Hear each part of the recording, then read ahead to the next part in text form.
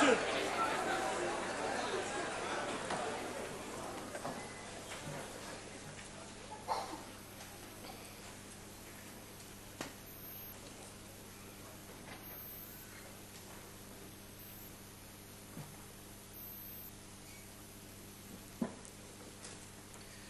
will now be a moment of silent prayer and meditation.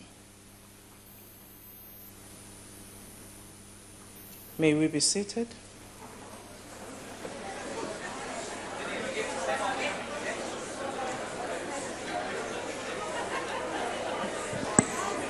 Amen on all of your behalf.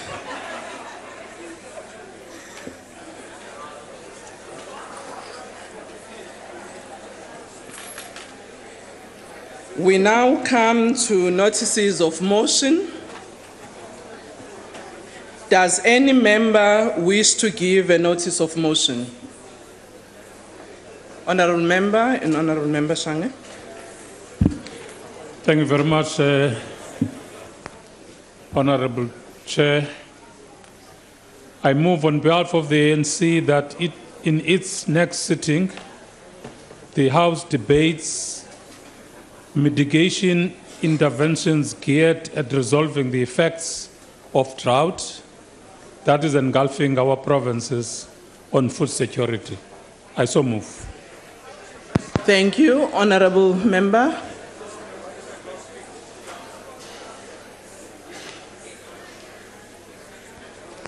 Honourable House Chair. Thank you, House Chair.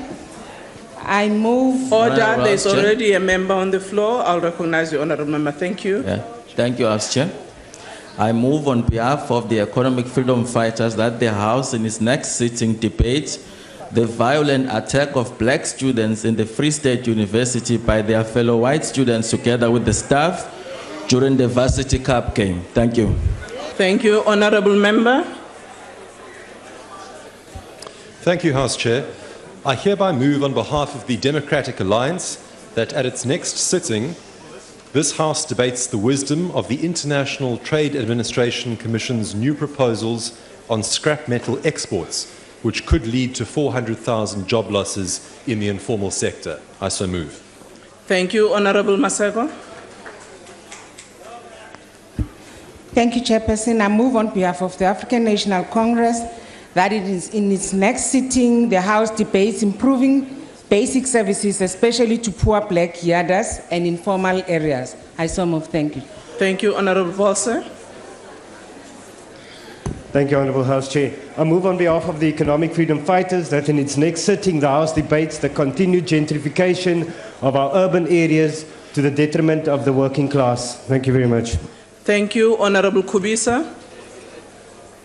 House Chairperson, on the next day of this House, I'll move on behalf of the NFP that this House debates South Africa's trade balance and its impact on investor confidence in our country. Thank you. Honourable James.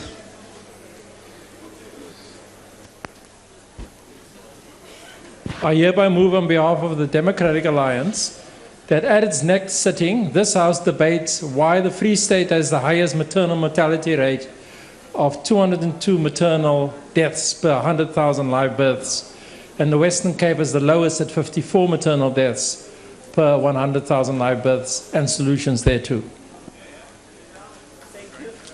Thank you, Honourable Member. Sengiwe.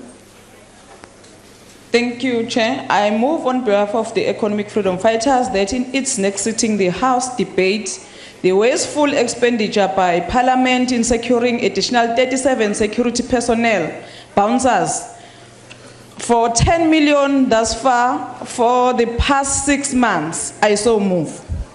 Thank you, Honourable Mahlalela. Honourable Member of the ANC there. Thank you, Chairperson. I move on behalf of the African National Congress that on its next sitting, the House debates improving health and safety conditions in South African mines, as well as strategy to compensate the affected employees. I so move. Thank you, Honourable Member of the NFP. Thank you, Honourable House Chair. On behalf of the National Freedom Party, I move that at the next sitting of this Honourable House, the members deliberate on the issues of the recent increase in racial polarization in South Africa and ways to combat the negative effects thereof on society. I thank you. Thank you, Honourable Member of the ANC. Thank you, Honourable Chair. I move on behalf of the African National Congress that in the next sitting, the House debates the resuscitation of colleges of education in order to assist parents who cannot afford to pay expensive fees and accommodation for their children at universities. So I move. Thank you, Honourable Katia. Thank you, Chairperson. I move on behalf of the Congress of the People that the House at its next sitting debates the practice of classifying short skills whilst local students cannot find jobs and opportunities such as chemical engineers. I thank you. Or I so move. Thank you, Honourable Mishra. Thank you, Chairperson. I give notice that I shall move on behalf of the African Christian Democratic Party that the House debates a survey by New World Wealth that in 2015, South Africa lost just over 950 millionaires to immigration, which they report is mainly due to poor economic conditions, and consider ways to encourage investor confidence. I so move. Thank you, Honourable Member of the IFP. Was there a member from the IFP in that corner who raised their hand? No, thank you very much, Honourable Member. Thank you, House Chair. I hereby move on behalf of the Democratic Alliance that at its next sitting, the House debate the IEC readiness for the free and 2016 local government election. Thank you. Thank you, Honourable Member of the ANC. Thank you, House Chairperson. I move on behalf of the ANC that in its next sitting, the House debates rural safety strategy to deal with the safety and security of rural communities with special return to farm workers and dwellers. Thank you. Thank you, Honourable Member of the DA. Thank you, Honourable House Chair. I hereby move on behalf of the Democratic Alliance that at its next sitting, this House debates the implementation of more onerous penalties and sanctions for acts of corruption in all its forms. I so move. Thank you. Are there any members who wish to give notice of motion? Honourable Member of the... It does seem that we don't have anybody to give a notice of motion. Or, Honourable Member? Honourable House Chair, I hereby move on behalf of the Democratic Alliance that at its next sitting this House debates the unacceptably high rate of school buildings being vandalised. Thank you, Honourable Member. Thank you, Chair. I hereby move on behalf of the Democratic Alliance that at its next sitting, the House debates the recent wave of violent protests on our university campuses. Thank you. Thank you. Honourable Member van der Merwe. Thank you very much, Honourable House Chairperson. I hereby give notice that I shall move on behalf of the IFP that this House at its next sitting debate the critical underfunding of the Department of Women in the Presidency and gender-based violence projects in general. I so move. Thank you. Are there any other members wishing to give a notice of motion? If none, we now move to the motions without notice. Honourable Hlengwe, Honourable Singh, followed by the NFP. Thank you, Chair. I rise on behalf of the EFF to move without notice that the House notes that the SABC effort to suppress open line programs on radio platforms in the pretense to avoid electioneering. Further notes that the SABC has sent out a memorandum that no parties or party members may be allowed to speak on radio unless approved by the editors. Acknowledge that these two moves represent a clear decision to close up spaces at the public broadcast to hold government accountable. Recognize that a key characteristic defining a good public broadcaster is its commitment to free speech and its ability to hold those in power accountable. Further recognize that open lines give a chance to ordinary voices who live in suppressed, neglected and forgotten part of the country to air their views and influence the setting of the agenda of our body politics. Calls on the SABC to stop violating freedom of speech and not to insult the intelligence of its journalists and listeners. Further calls on ICASA to investigate this matter, as it is a clear violation of freedom of speech and interference with the journalistic independence. I so move. If there are no objections, I put the motion. ANC objects. Motion falls away. IFP. Thank you very much, House Chairperson. I hereby move without notice that the House notes that the 5th and 6th of March will be voter registration weekend throughout the country. Further notes that it is important that we make sure that citizens register to vote. Acknowledges that voting is not just important to democracy, but voting is in fact democracy, in that you cannot have a successfully run democratic system without the support and votes of the citizens. Finally, implores all citizens to make it a priority that they register to vote, as it is the right thing to do. We especially urge the youth to register in order to play their meaningful role in the future of our beloved country. I so move. If there are no objections, I put the motion. Motion is carried. I now recognize the NFP. Thank you, Honorable House Chair. On behalf of the National Freedom Party, I move without notice that this House notes that 84 Palestinians have been detained in the last 10 days by the Israel government under administrative detention. Also notes that those detained are detained without being charged for periods ranging from 3 to 6 months. Further notes that presently 700 Palestinians are being held without being charged as administrative detainees, and approximately 7,000 Palestinians are languishing in Israel prisons. Wherefore, we call this Honorable House to condemn the human rights abuse of Palestinians by the Israel government, to further condemn the detention without trial of the Palestinians, calls on the Israel government to either charge or release the so-called administrative detainees. Finally, calls on the international community to accelerate a peaceful solution to the plight of the Palestinian people. I so move. If there are no objections, The I put the ACDP motion. objects. Motion falls away. The ANC. Condolence motion on passing of Simon Ndaba. The African National Congress moves without notice that the House notes with sadness the passing on of the struggle stalwart and military veteran of Lutuli detachment of Umkhonto weSizwe, Simon Ndaba. Remembers that Comrade Ndaba left the country to join MK in 1963. Further remembers that he did his military training in China as well as in the then Soviet Union. Recalls that he later returned to Tanzania to join other Lutuli detachment members such as the late Chris Hani, Hermanus Luotz, and General Albert Muloi. Further recalls that in the late 1990s, he became the head of the transport of the ANC in Zambia, where he coordinated transportation of various leaders and cadres of the ANC and MK to various missions that were to be carried out at home and abroad. Understands that he returned to the country together with his family following the unbanning of the ANC. Believes that he served the struggle for liberation with distinction and contributed a lot in the realization of a democratic, non-racial, non-sexist, and prosperous South Africa. Conveys condolence to his family, friends, and to the ANC. I so move.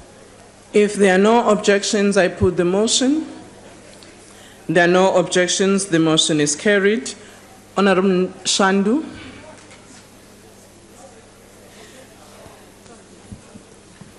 Thanks, House Chair.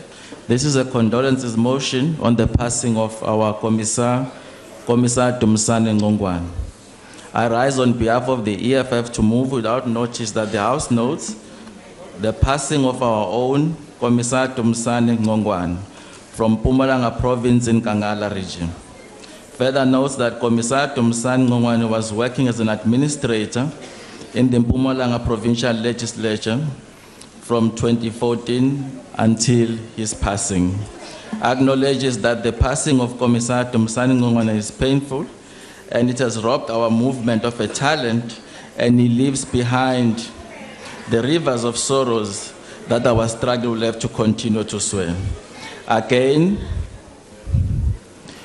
we would like to send our revolutionary condolences to his family, to his friends, and the community, and calls on this House to send its heartfelt condolences to Commissar Tumsane's family, friends, and community, and that his soul rest in peace, and call on all fighters in the rest of our country to pick on his spear and continue the struggle.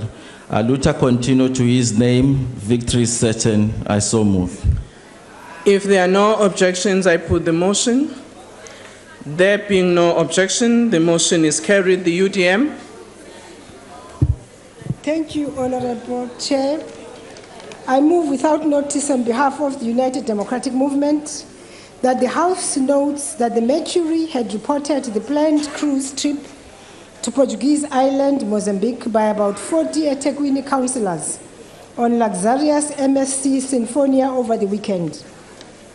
Further notes that the amount to be spent on the cruise is 160,000 over 3 days, and this is despite other possible costs that might occur during the trip. Recognizes that the cruise conference trip is set to discuss the future of maritime industry in Durban, on how jobs can be created and make the place a tourist destination. Further recognizes that the President, on his State of the Nation address, and the Minister of Finance have introduced austerity measures, calls on the relevant government stakeholders, in particular Treasury, to look into the relevance of the conference and what value will it add. I so move. Thank you, Honourable Member of the DA. ANC object. Thank you. Honourable Member. Thank you, House Chair. I hereby move on behalf of the Democratic Alliance that this House, 1, notes the Government Performance Index Survey, an independent research study conducted by Good Governance Africa, was released on 29 February 2016. 2, further notes that this survey ranks all district and local municipalities in South Africa based on 15 criteria in 3 spheres of performance, namely administration, economic development, and service delivery. 3, acknowledges that the survey was based on data collected from Statistics South Africa, the Auditor General's reports, National Treasury, the Local Government Yearbook, and the Expanded Public Works Programme.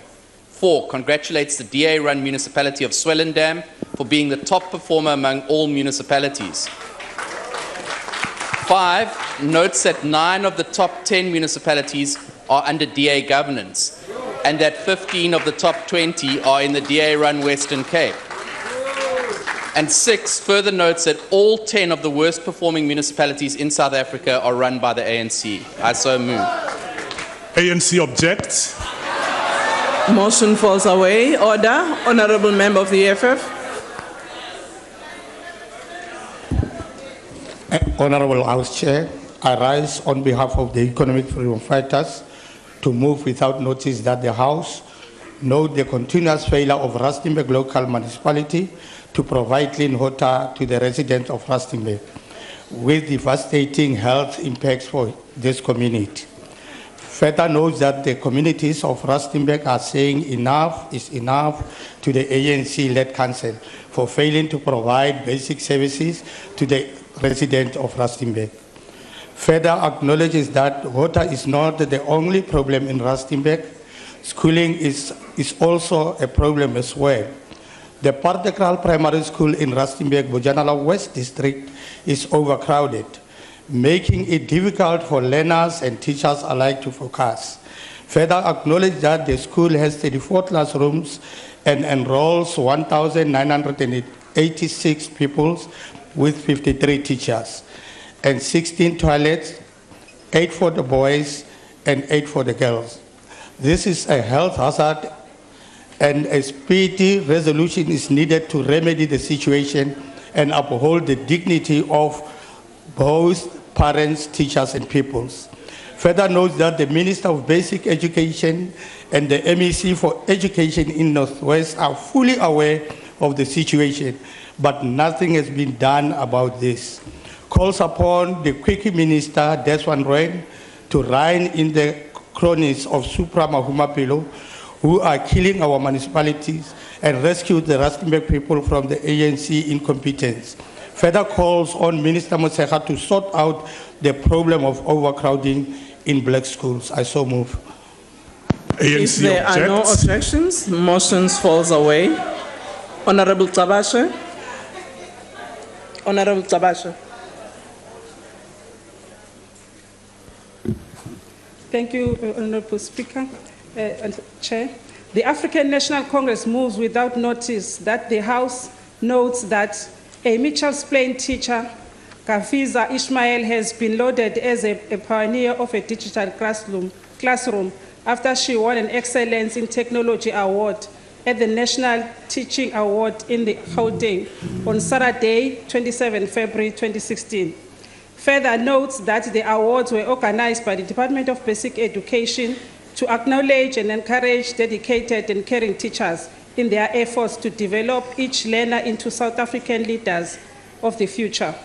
Recalls that Ismail Lechat, who started an educational blog to make learning material readily available for pupils, was praised as an outstanding example of a teacher who was dedicated in ensuring that the pupils realize their potential. Believes that she has demonstrated the important role that teachers have to play in the lives of the young people and the role that technology can play in supporting education, and congratulate Ismail Lechat on her achievement and appreciates her commitment in nurturing and developing these precious young people. I so move. If there are no objections, I put the motion. Motion is carried. The NFP followed by the EFF member next to Honorable Mishra. Thank you, Honorable Chair. I move on behalf of the NFP that this House notes that 3 people died after they were struck by a lightning in Guamasho and Cato Crest, and 2 others died in storm-related incident in Brea West when a heavy storm with high winds hit Durban late in the afternoon on Friday, the 26th February.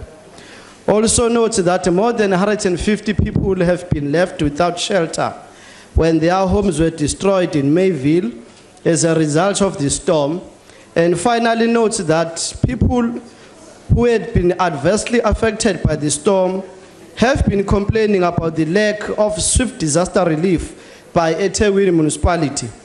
Wherefore, we call upon this House to express its concern as at the slow pace of disaster relief experienced by the people of eThekwini, and call upon the eThekwini municipality to make every effort possible to speedily assist those who have been adversely affected by the violent storm last Friday. I so move. If there are no objections, I put the motion. Motion is carried. Ngitawucela lilunga lehloniphekile le-EFF. Cha, usemva kwakho baba. I rise on behalf of the economic freedom fighters to move without notice that the House notes that in Nelson Mandela Metro, the Ward Councillor of Ward 58, Councillor Friday France, convened a community public meeting under the false pretense of job creation. Further notes that the attendance register was later used to force the attendees of the meeting to be the ANC volunteers as a precondition to receive a food parcel. Acknowledges that this is an abuse of power and violation and violation of people's rights to freedom of association. All people have a right to join political party, and their choice must never be used to cast judgment.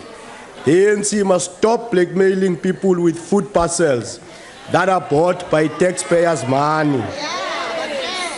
Order, honorable members. We are calling upon all South Africans who are deserving to get food parcels to demand fair distribution of food parcels irrespective of their political membership or affiliation. And we are calling upon the Ministry of Social Development to provide leadership and defend the integrity of the department and ensure that food parcel redistribution is redistributed fair and equitably. I so move. If there are no objections, I put the motion. ANC objects. Motions falls away. ANC. The African National Congress moves without notice that the House notes that the Hermanus artist Margaret de Villiers has won gold at the prestigious Royal Horticultural Society Botanic Show in London on Saturday, 27 February 2016. Further notes that the 77-year-old de Villiers entered her dedicatedly executed watercolor paintings on Erica of the Western Cape. Acknowledges de Villiers' passion for painting of very rare species of Erica's fynbos species. Recalls that de Villiers, a Rhodes University graduate in fine art, was the only artist representing South Africa and was one of the 13 gold medalists chosen from 35 artists worldwide last week at the Lindley Hall in Westminster, and congratulate Margaret de Villiers on her achievement and thank her for keeping the flag flying for South Africa in her area of specialization. I so move. If there are no objections, I put the motion. We object. Motions falls away. The NFP and then followed by the EFF. Honourable Speaker, on behalf of the NFP, I move without notice that this Honourable House notes that during the past weekend, protesters have blocked umgwaqo ophakathi kwaseMandeni naseKingindlovu with burning logs because they are fed up with the government's inability to supply them with water. And also notes that South Africa is currently in the grip of worst drought in 100 years. And further notes that there are areas in the Ilembe district where the taps have run dry and communities have been supplied water by tankers, and finally notes that despite the efforts of the Ilembe District Municipality to provide water to affected communities, the protesters claim that they are not receiving any water at all and that their taps have long since run dry. Wherefore, we call upon this Honourable House to express its concern at the lack of basic human right to water being experienced by people in the Ilembe District Municipality, and call upon the Ilembe District Municipality to make all effort possible to provide the rural people with living water between eMandeni and naseKingindlovu with sufficient clean drinking water to meet their basic human right. I so move. If there are no objections, I put the motion. ANC objects. Motion falls away. The EFF.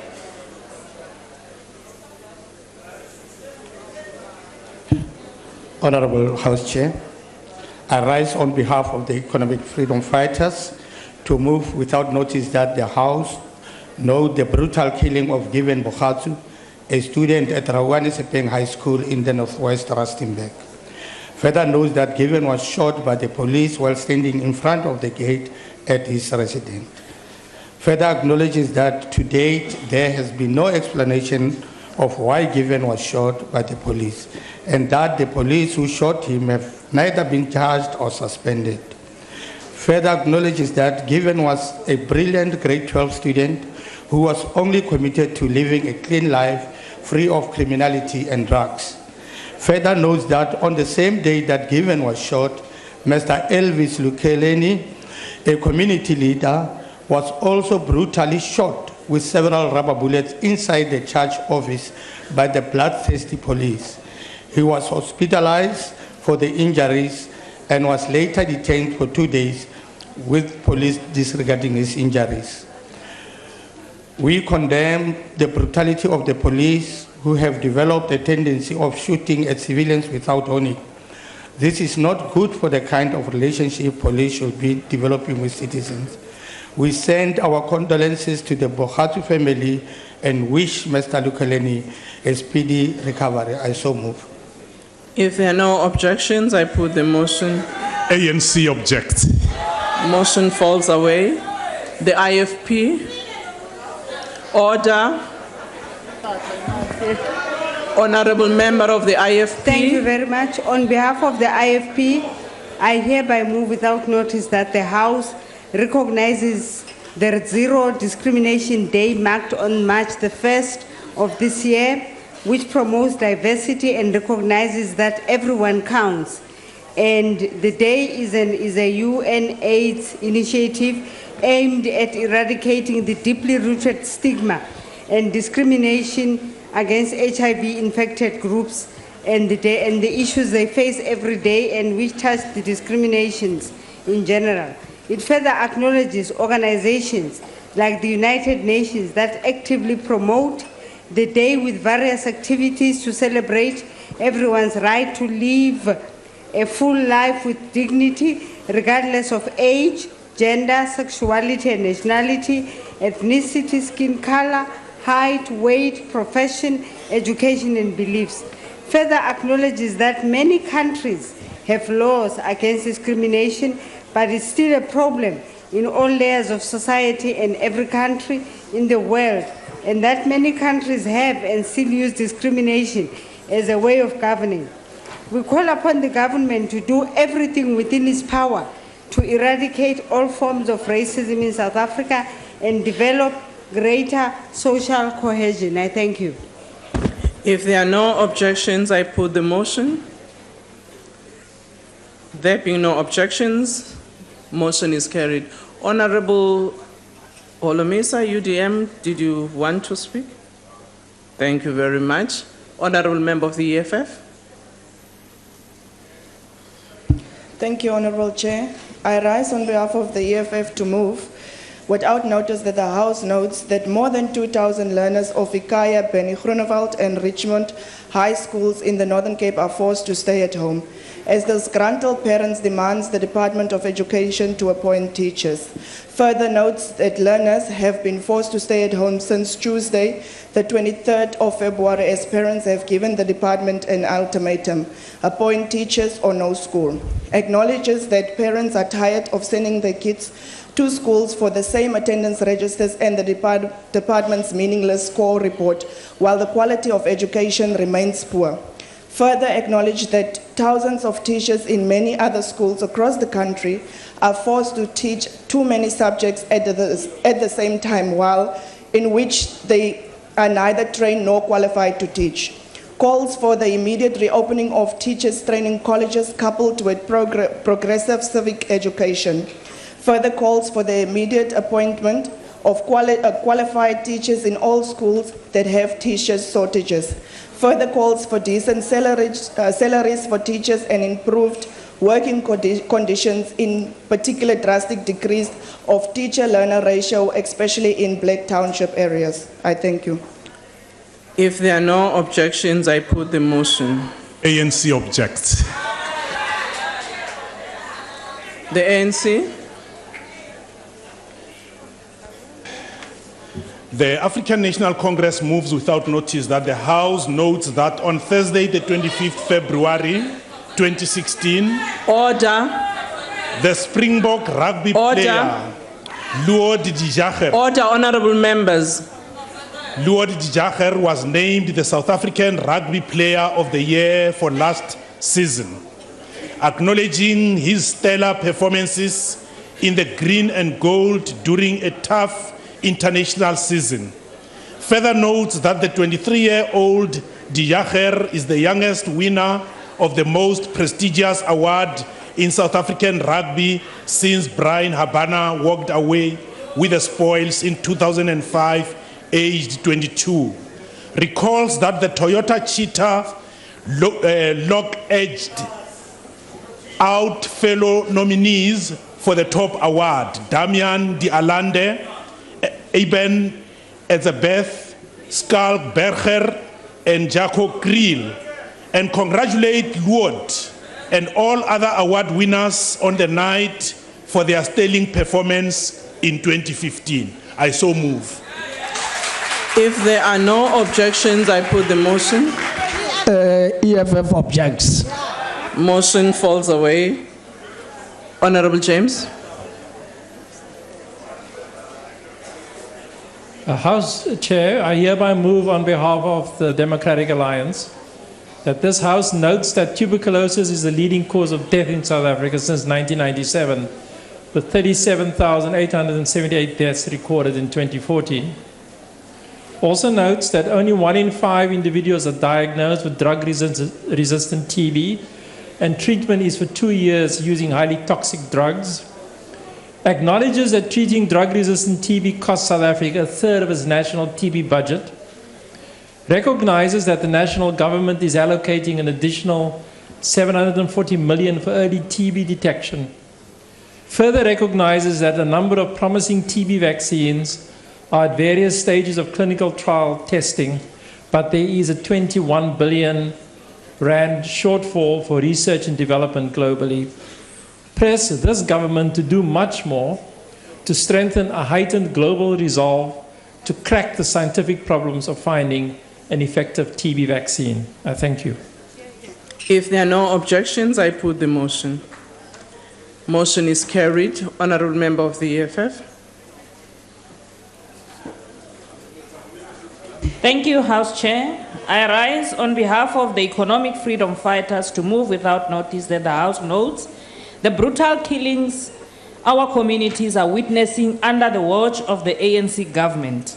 And this can be linked directly to unemployment, which has led to crime statistics going up in our province, the Northern Cape. Further note that the communities of Kgantatelang and Mahojaneng in Kuruman have recently witnessed brutal killings on the route linking the two villages. Acknowledges that due to lack of electricity in some parts of the two villages, crime has gone up.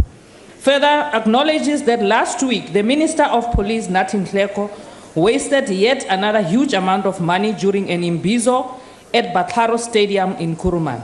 Further note that the imbizo meant nothing to us, the people of Kuruman. Northern Cape as a whole needs security, not some talk shops by Minister and his MEC. The Northern Cape needs functional police stations empowered with experienced and committed police officials.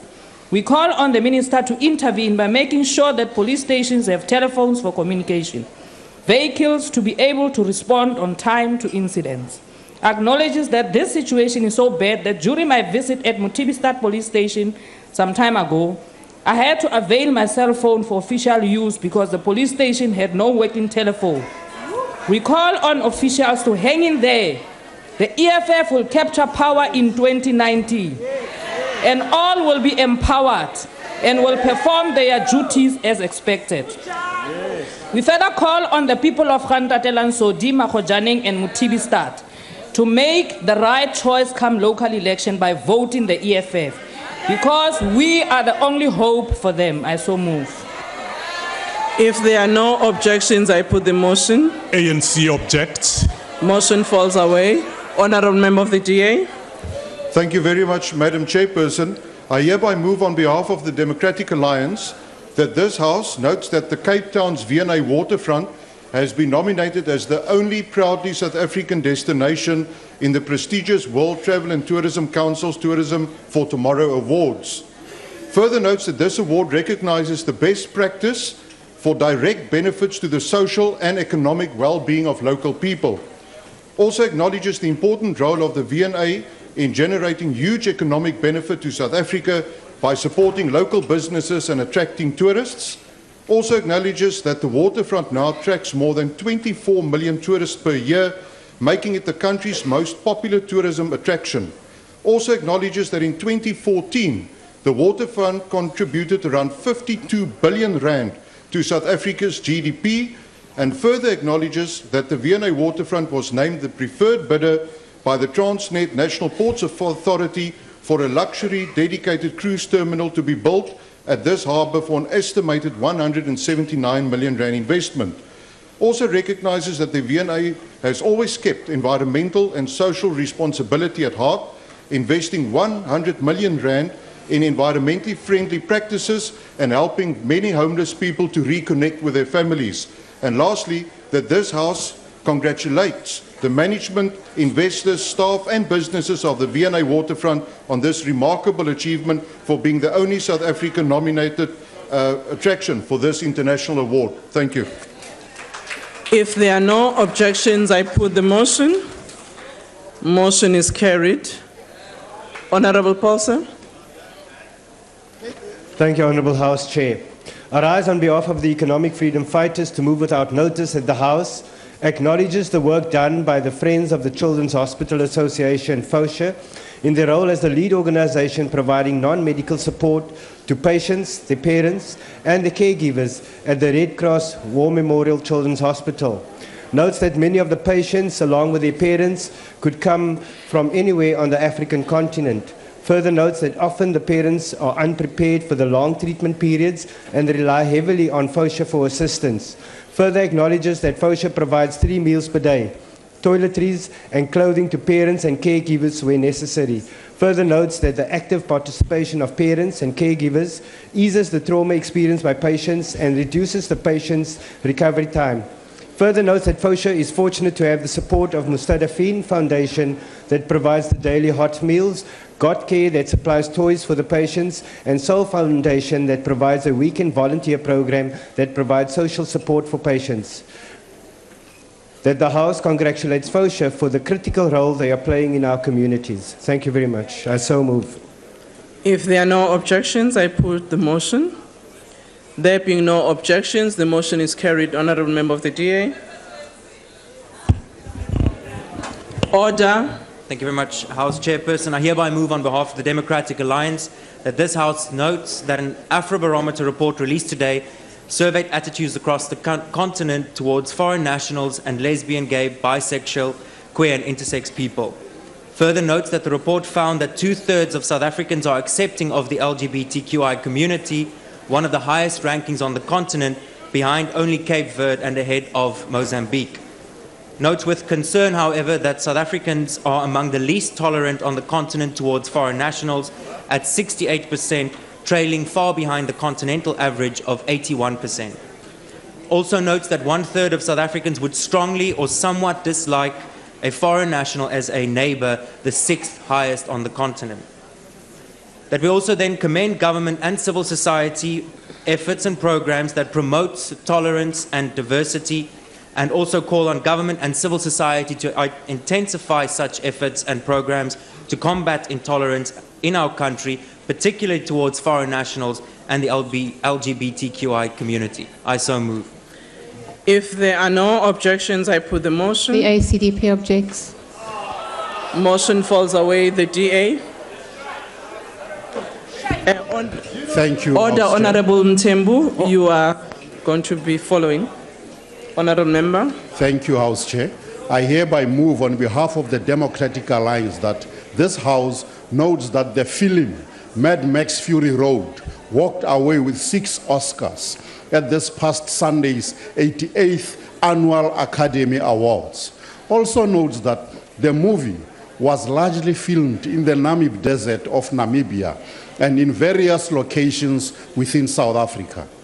Further notes that scenes were also shot at the state-of-the-art Cape Town Film Studios.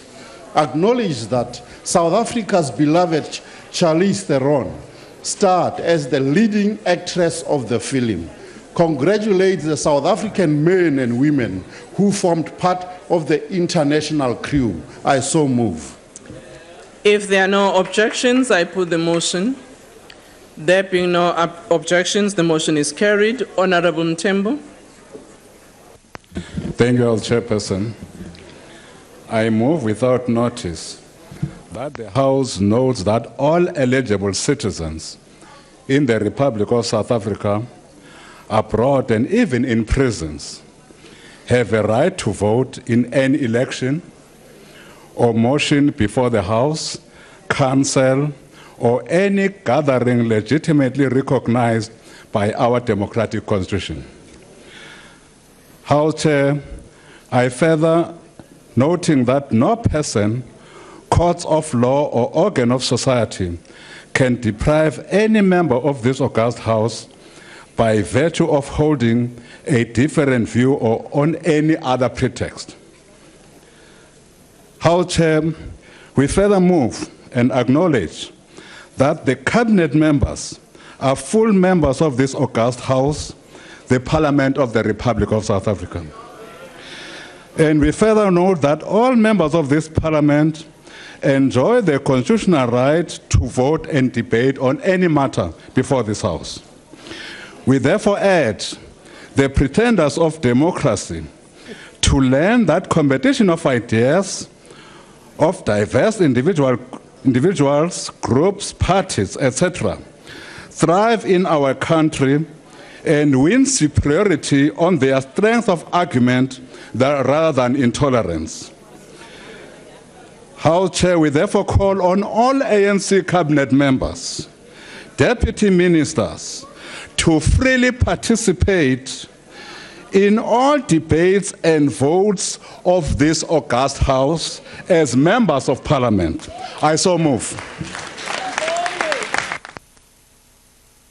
If there are no objections, I put the motion. We object on the basis of unconstitutionality. Well, I'm not sure about the constitutionality or non-constitutionality of the matter. Thank you very much, but the motion falls away. Honorable members, I've not noted any hand for a motion without notice. I take it that that was the last one. I also observe that the election campaign mood has started even for 2019, not just for the local government election. Well, I hope the best party will win. The first item on the order paper is the member statements. Does any member of the ANC wish to make a statement? Honorable Member Maxakwana.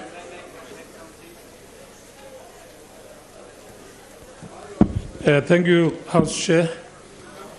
The ANC would like to congratulate the Department of Agriculture, Forest and Fisheries, in collaboration with the Department of Transport, for their sterling work of getting the fisheries protection and research vessels operational to fulfill the mandate set out in the Marine Living Resources Act of 1998. We also commend our government for the vast improvement in the implementation of the integrated fisheries security strategy under the tight budget environment.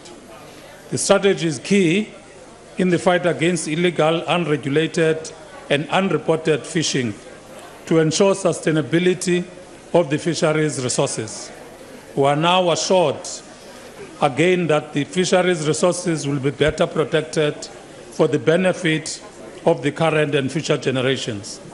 The sustainability of the fisheries resources will contribute significantly towards food security of the coastal communities. I thank you. Thank you, Honorable Member, the Democratic Alliance.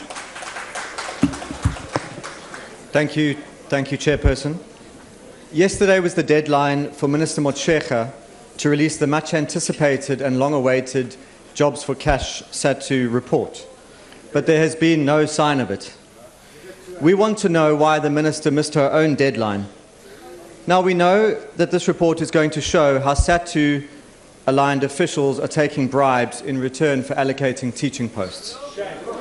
We know that this report is going to show how 6 out of 9 provincial education departments have been captured by SATU.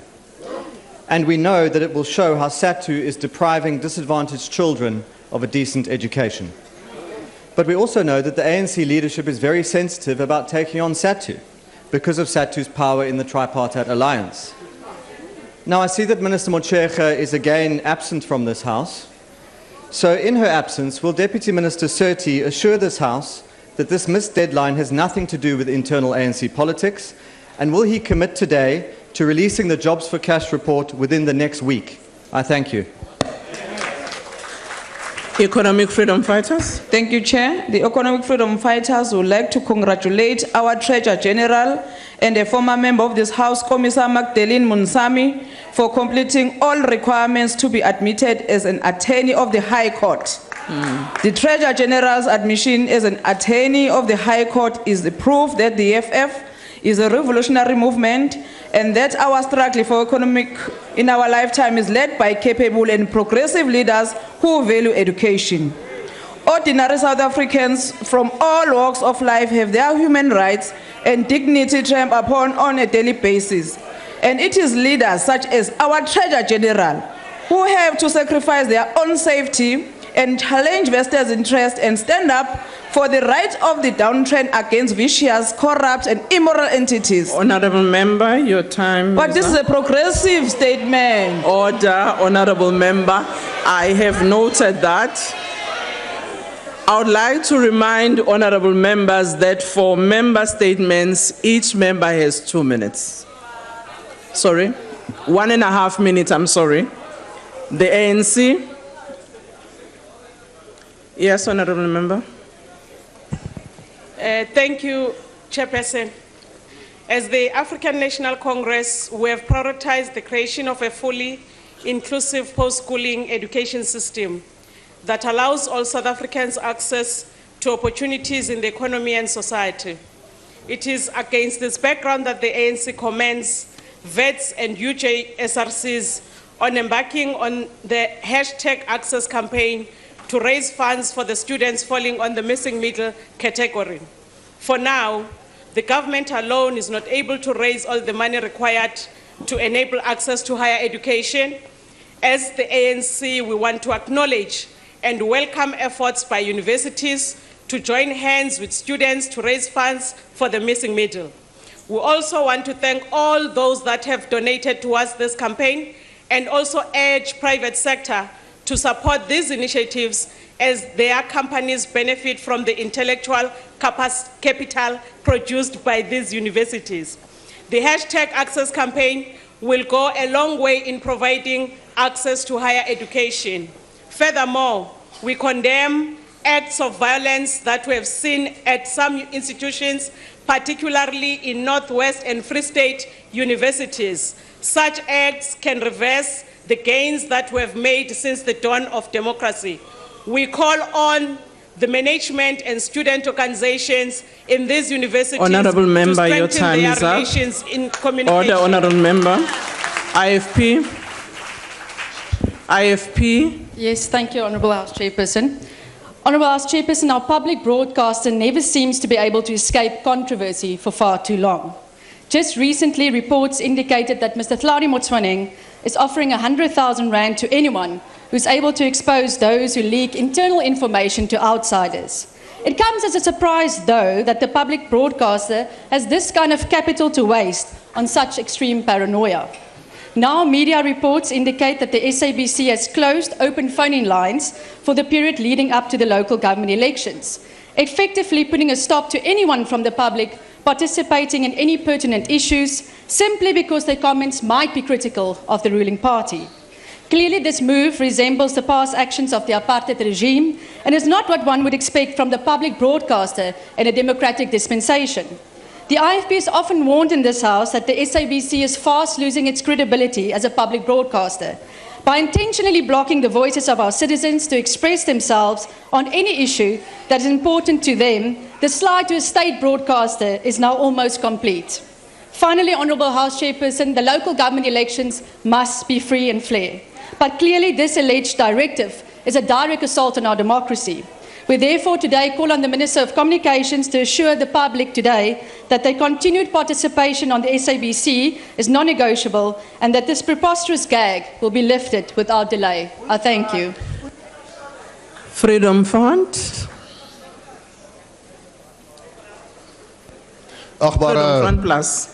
Agbare voorsitter, die grondwet van die Republiek van Suid-Afrika bepaal dat plaaslike regeringsverkiesings moet plaasvind binne 90 dae vanaf die datum van die vorige verkiesing. Dit beteken dat plaaslike regeringsverkiesings moet plaasvind tussen 18 Mei en 17 Augustus van jaar. Indien dit nie kan plaasvind nie, beteken dit dat die grondwet gewysig sal moet word. Die Vryheidsfront Plus doen daarom 'n beroep op die minister van Samewerkende Regering, want die datum moet in oorleg met hom en die verkiesingskommissie bepaal word, om dringend aandag te gee aan die probleme van kieserslyste, dat daar duidelikheid kom dat die demokrasie in Suid-Afrika bevorder kan word, want as ons die grondwet sal moet wysig, kan dit die indruk wek dat ons nie die demokrasie voorop stel nie en laat ons rondploeter. Daarom doen ons 'n beroep dat die minister dan moet ingryp en dat die datum vir die verkiesing so gou as moontlik bekend gemaak word. Ek dank u.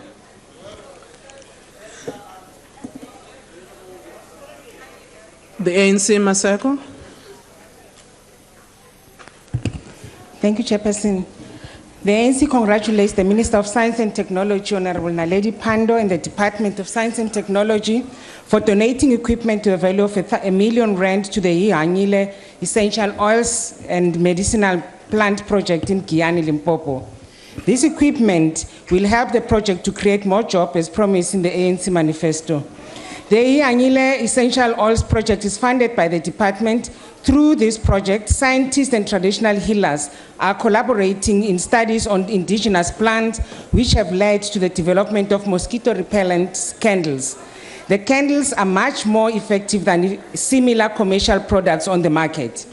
The project was initially established as a rose geranium in essential oil project in 2000, and in 2004, another crop, Lipa javanica, was introduced. Lipa javanica is traditionally used to repel mosquitoes. Collaborative research between CSIR and traditional healers led to the extraction of the active chemical component of the plant. This project is one of the department's interventions that could contribute to decent employment and help create vibrant rural communities as part of the ANC's government's effort to address unemployment, inequality, and poverty, especially in rural areas. The committee visited the project in January 2016, and it was impressed on the development and wished that other relevant departments like Agriculture and Trade and Industry should collaborate with the Department of Science and Technology. Thank you, Honorable Member. Your time is up.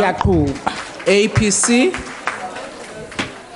There's a point of order. If you can take your seat, Honorable Member of the APC. Honorable Paulsen. Honorable House Chair, when the Department of Science and Technology congratulates itself for doing the work that they're supposed to be doing, it's like praising a fish for swimming. That is what they're supposed to do. They shouldn't congratulate themselves when they do it.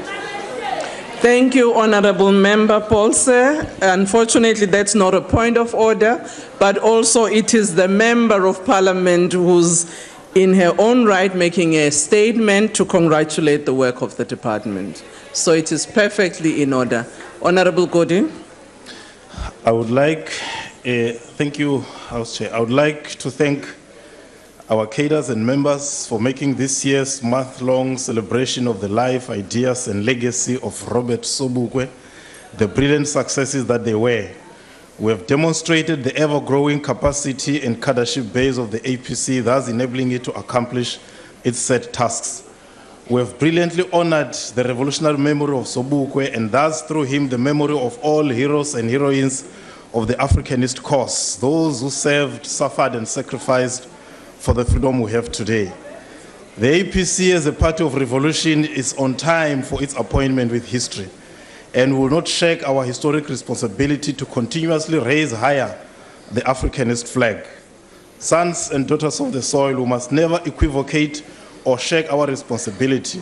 We must go on and on until the ideas of Africa for the Africans, Africans for humanity, and humanity for God become common cause amongst our people. The cause of Africa must triumph. Thank you. Thank you. The ANC. Thank you, Chairperson. The ANC congratulates the Mpumalanga provincial government under the leadership of Premier D.T. Mabuza for setting up a commission to probe socio-economic conditions of farm dwellers in Mpumalanga.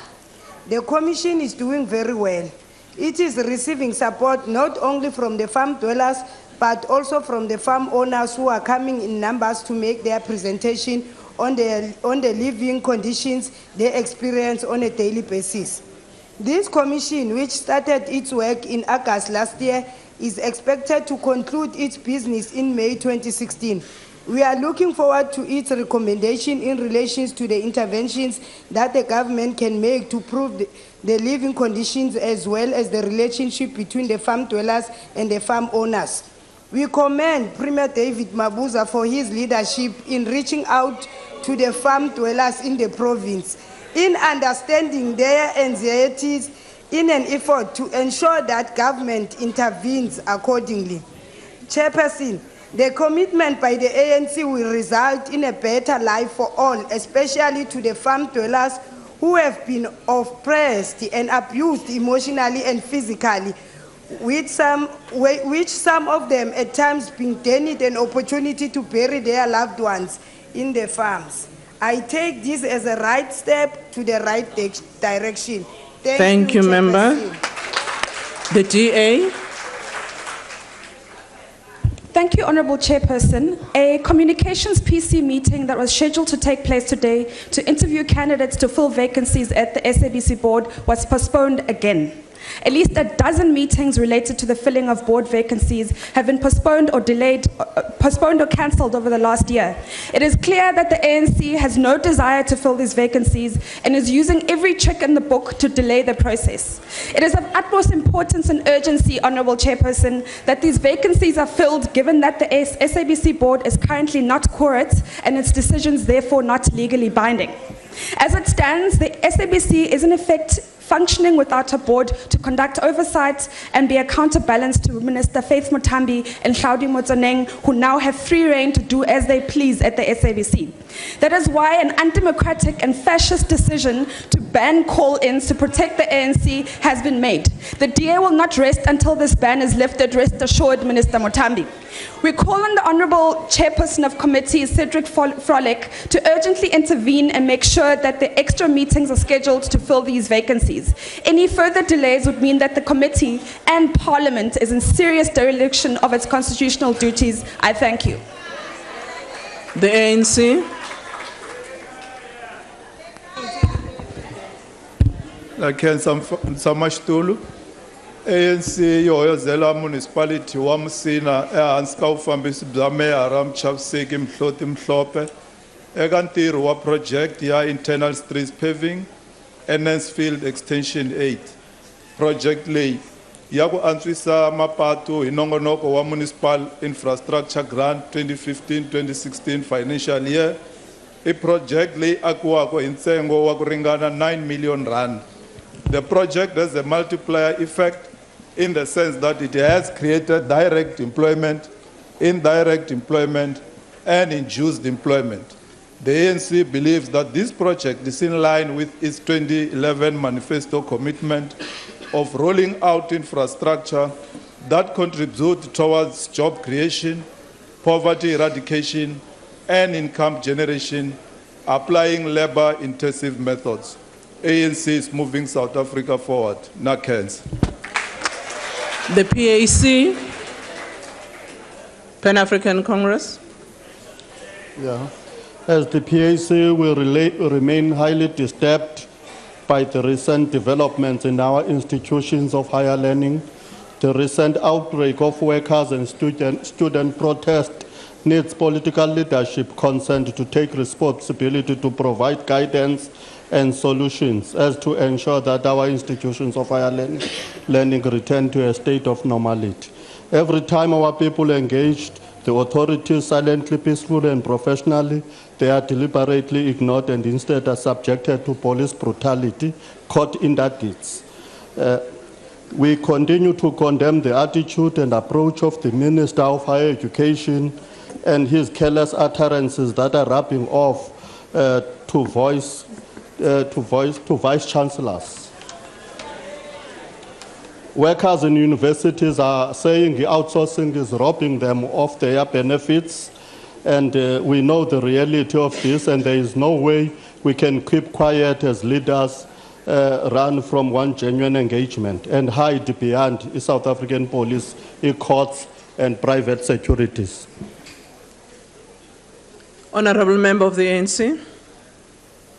Thank you, Chairperson.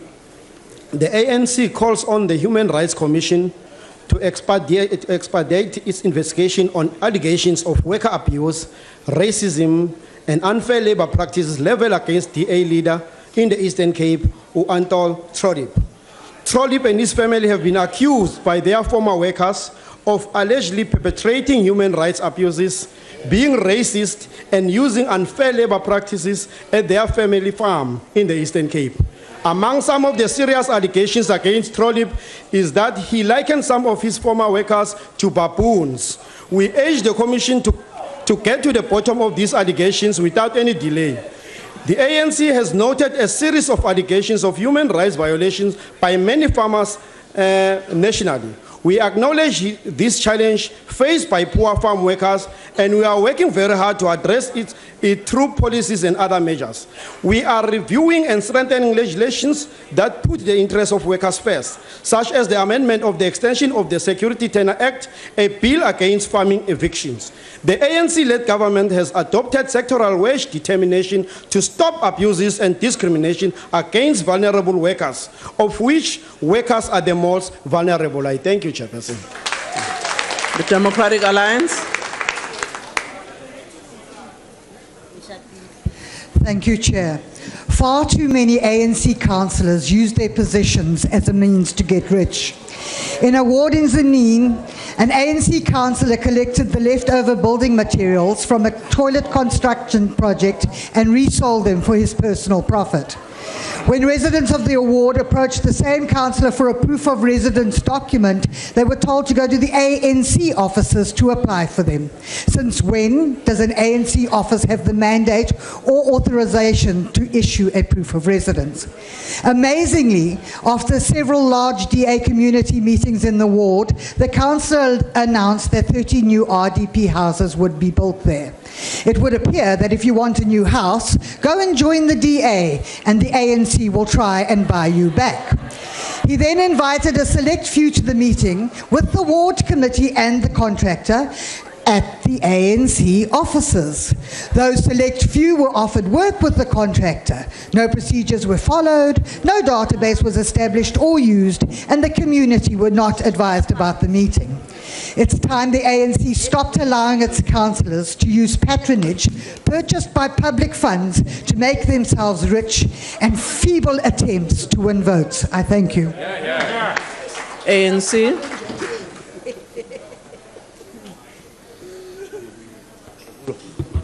Thank you, Honorable Chairperson. The African National Congress welcomes back its member in KwaNcamalan, Standiwe Hlongwane, who has returned to our fold after joining the EFF. We have enticed by her building. Order. Can we allow the member to be heard? Comrade Hlongwane was welcomed by the ANC Youth League President, Comrade Colin Maine, and other Youth League members during a media briefing in KwaNcamalan village on the 11th of February 2016.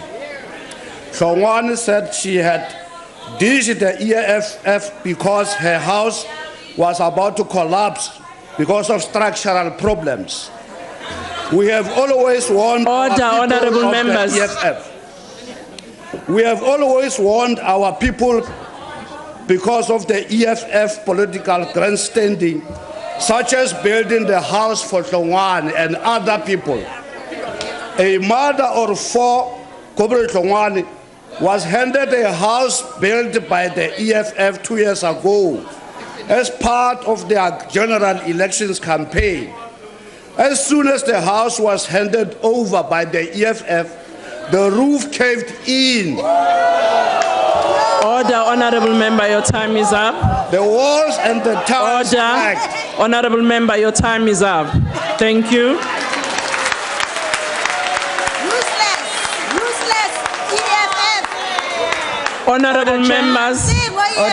Order, honorable member, what's the point of order? The point of order is that that member is very disparate. He does not know even that lady. She was not even a member of ANC. She didn't join even AFF. It's very opportunistic.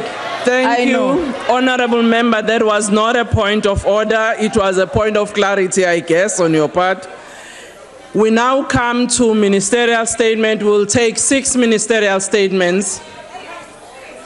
Minister of Education, Minister of Transport, Minister of Housing, Minister of Agriculture, Deputy Minister of Education, and Minister of Local Government, and Minister of Communications. I would like to remind ministers that they've got 2 minutes to which they must respond to their statements. Honorable Nzemande. Thank you very much, Honorable Chair. I'm responding to 2 members. I hope you will take that into account. Unfortunately, your 2 minutes is going already. Firstly, I want to welcome the statement from Honorable Member Mchunu about the effort of the University of Johannesburg and other institutions to raise money to cater for students who come from families who cannot afford but who do not qualify for NSFAS. This indeed underlines the ANC's assertion that education must be a societal effort, not left to government alone.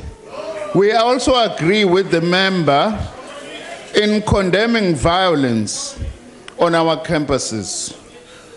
Yesterday, we met with the Minister of Police at Wits University, and we agreed that both of us do not like to see the police in our campuses. But if there are vandals who are destroying property, threatening life and limb, the police have a duty and responsibility to act. At the moment, we are sitting with Mahikeng campus, whose science building and administration block has been burnt down, jeopardizing educational opportunities for 10,000 students who come mainly from rural areas. Our universities are not the enemies of the people, they are our institutions. Yesterday we saw the original record of the Rivonia trial housed at one of the libraries at Wits University, showing that if we ban these institutions, we run the risk of banning our own history. To the PAC, Honorable Chair, we have responded to the students' demands in a big way in terms of expansion of NSFAS and all that, because that is our policy in any case as the ANC government for free higher education for the poor. Thank you, Honorable Minister. Honorable Peters. Order, honorable members. Honorable members, Honorable Shandu and Honorable Nzimande, thank you. Ke a leboga Musa Khotla. Ke lebogela tshwaelo ya motlotlegi Re Mashwangani ka gore tlhagisetsa ntlha ya tiro e ntle e dirilweng ke motsesetoropo wa Musina go dirisa madi a lekana le 9 million go baakanya mebila kapa tsona ditsela tsa ka mogare ga mo motseng gore batho ba kgone go fitlhelela ditirelo tsa puso le ditirelo tse dintsi tse ba di tlhokang. Gape ba dirisa mokgwa o leng gore o tlhama ditiro o fokotsa lehuma gape o tsweledisa pele motsesetoropo.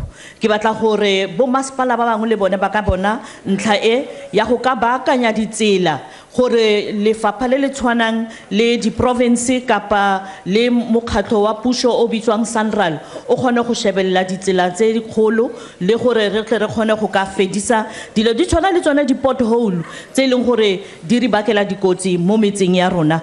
Re le puso ya African National Congress re mo tseleng go ka kgona go na re ntse re tswelela pele re dirisa mokgwa o wa go tlhama ditiro go ka fokotsa lehuma le go tsweletsisa pele ditirelo mo metseng wa rona gore batho ba tle ba kgone go bona bokamoso bo bo botoka. Ke a leboga.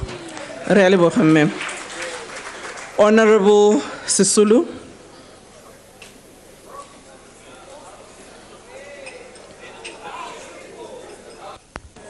Thank you, House Chair.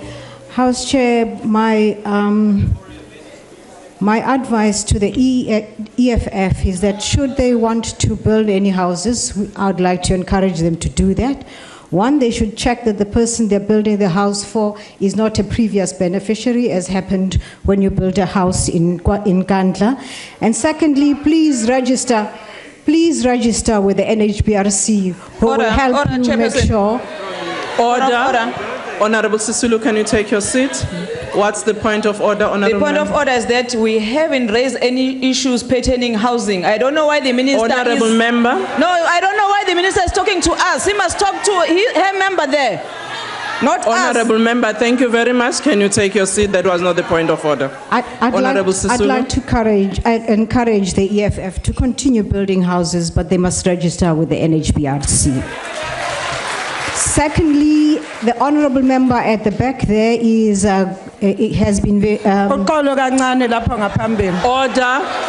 Honorable Sisulu, can you take your seat? Mage Kawula. Hey, ngiyabonga lento ayishoyo. Kodwa izindlu azenza zomxhaso ziyavuza zonke ziyafa. Angazi ukuthi ukhuluma ngani umhlonishwa ngaphambili. Ngiyabonga ke mama lo kuyimanje ufuna ukubiyela umuzi wakhe. Ambani nombiyela namani ufuna ukumbiyela. Mage Kawula. Ngikuvumela ukhulume kodwa ke akusile iphuzu lesincomo esifanele leso alingendawo kuyimpendulo. Qhubeka lunga elihloniphekile Sisulu. all the houses I build are registered with the NHBRC. The honourable member at the back there was indicating that it has come to attention that the ANC councillors are selling houses in order to get registration and voting for ANC. I'd like to indicate that when the president relaunched the N2 project here in the Western Cape, he was accompanied by a few of the ministers, including Minister Mokonyane and the Deputy Minister. The residents of Langa came to the president and complained to the president that the allocation by the city of Cape Town of the adjacent flats in Cape Town were allocated in line with ensuring that the people are DA people and they vote DA. This is true. This is what was told to the president. Order. Honorable Sisulu, you can continue. You will find the evidence in the newspaper that came the day after. These were complaints that came from the community. The president Honorable has Minister, since... I'm sorry your time is up. Honorable Sisulu. Thank you very much. Thank you very I'd like much. to emphasize that no political party can build a house, Order. especially the Honorable DA, Surti. for their own members. Thank Honorable you. Surti. Thank you very much, Honorable Chairperson. Honorable Chairperson, on Saturday we celebrated the incredible achievement of our educators in our country. It was the National Teachers Award where we paid tribute to the thousands upon thousands of educators who have served passionately and unstintingly to our society. Thousands upon thousands of these educators are from different teacher unions, particularly the South African Democratic Order, honourable members, can we allow the Deputy Honourable Minister to Chairperson, respond? If the honourable members wish to get a response, they will indeed get it. We are certainly not going to make any over-hasty generalizations. What we can share with you that when we constituted the commission, we did so under the chairperson of a very credible academic, Professor Volmink. We also ensured that the Department of Constitutional Development and Justice is part of it so that the necessary processes can be initiated and that there were independent auditors. An interim report has indeed been provided and a final report, I suppose, would have been submitted. I can assure the honourable members that indeed this will basically be made available to this particular house very imminently. With regard to the minister was on a flight to Cape Town, and because of a technical problem, the flight had to return to Johannesburg, and hence her absence here. What I can assure the honourable members that is unlike the DA, where a person is responsible for a travesty or violation of a constitutional right such as racism, we would not take kindly to it. We have instructed the team to proceed with any criminal action, irrespective of whether or not the final report has been submitted. That is our commitment to accountability. That is our commitment to transparency and to the erosion, to the elimination of any form of corruption from wherever it may occur. We are certainly not subject to the influence of any union or any particular entity in this government. Thank you. Honourable Van Rooyen. Thank you very much, House Chair. Order. Akbare Groenewald, we fully agree with your concern about the recent outcome of the electoral court ruling. Because firstly, we are concerned since the recent information indicates that not less than 7.2 million of our voters in the voters roll don't have addresses. So that simply says there is so much work to be done to ensure that we provide addresses to those voters. But I must confirm, Honorable House Chair, that the IEC, competent as it is working very hard to make sure that the elections are held within the prescribed period. But then secondly, rest assured, because this is not the only issue that will need us to consider. There's also an issue around the security. There's also an issue around the provisions of the demarcation outcome. As you know that there are new municipalities that has been amalgamated. So we need to make sure that these municipalities are ready to take office after the elections. So we will, of course, within the prescribed period, provide the details of the election date. I'll request that you must exercise your patience and wait for all this other process to be perfected. Thank you very much. Point of order. Order. What's the point of order, Honourable Member? We appreciate the Minister of Culture's response, but he has not explained to us what he's going to do about corrupt councillors selling private goods. Honourable Member, thank you very much, but while I note your point of order, ministerial responses respond to issues that have been raised by members. Because of time, they may not respond to all of them. And he has responded to some of those that have been raised, and I hope we appreciate that. Honourable Mutambi. Thank you, Honourable House Chair. Honourable Van Damme, the allegation that the SABC have canned the open lines on all its radio talks to block anti-government callers from expressing their frustration, it's incorrect. It is devoid from the truth. There is no such thing. I want to assure you, Honourable Van der Merwe, that the SABC has never changed on its normal programs. The SABC has always maintained that the current affairs must be handled by the news department. You all know that DJs and magazine presenters are not competent to deal with current affairs. And I want to assure you that the SABC will always ensure that there is responsible reporting and freedom of speech. It is common cause that the SABC does not encourage the use of their platforms to sow hatred and to sow racism in this country. Deputy Speaker. Yes, Honourable Member. Deputy Speaker, point of order. Yeah. I think the minister is talking about another SABC, not the one that we know.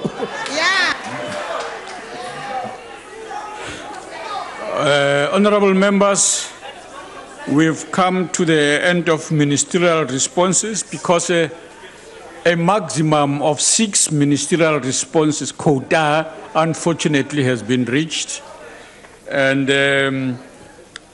that's why we are unable to take any further ministerial responses. That concludes ministerial responses. The last item on the order paper is a motion in the name of the Honourable Leader of the Opposition. Honourable Maimane. Deputy Speaker. Yes, Honourable Member. Deputy Speaker, I'd like to address you on a point of privilege, if I may, and it relates to Section 96 2B of the Constitution. Deputy Speaker, I'm in receipt of a letter which you sent back to me during the course of this week, where I'd raised various matters. It was a 3-page letter. I got a half-a-page response. But I would like a ruling from you, Deputy Speaker, on the point that I made in that letter, was that in terms of the Constitution and 96 2B, that members of the Cabinet may not act in any way that is inconsistent with their office or expose themselves to any situation involving the risk of a conflict between their official responsibilities and private interests. As you know, if this motion succeeds today, ministers would have to resign along with the President. And that would form a substantial private interest. And I would ask you to provide a ruling now in the House whether in fact you regard ministers' participation in this debate as being consistent with the provision in the Constitution. Thank you.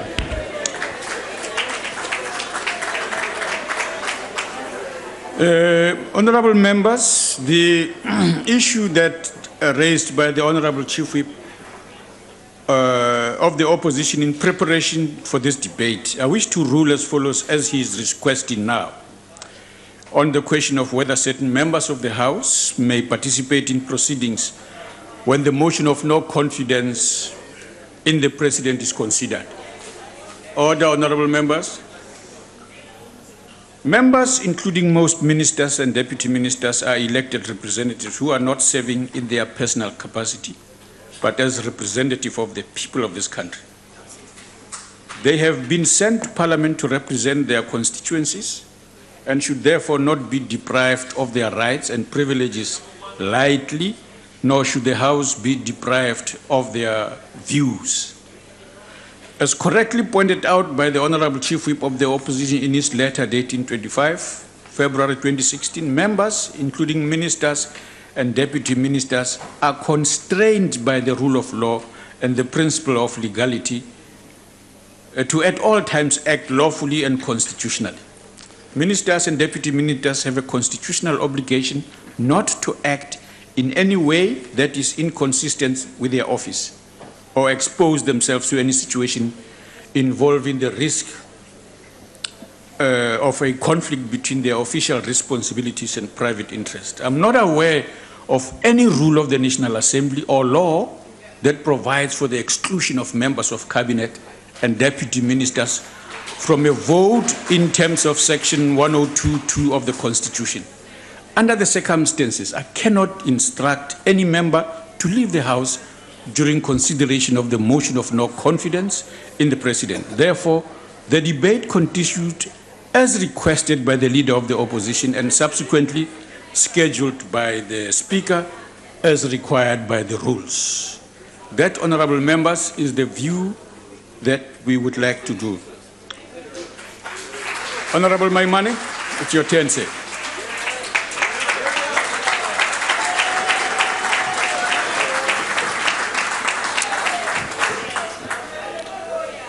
Deputy Speaker, honourable members, fellow South Africans, Bagaetsu, Dumelang.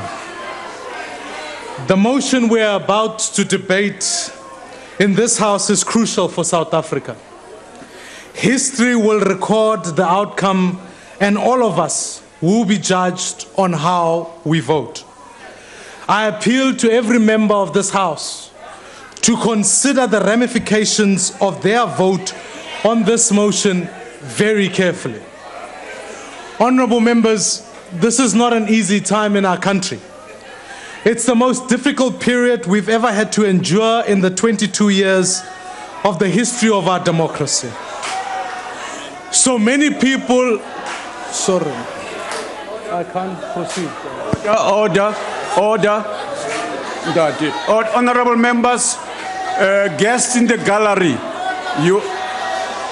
honourable guests in the gallery, you are not allowed to do that.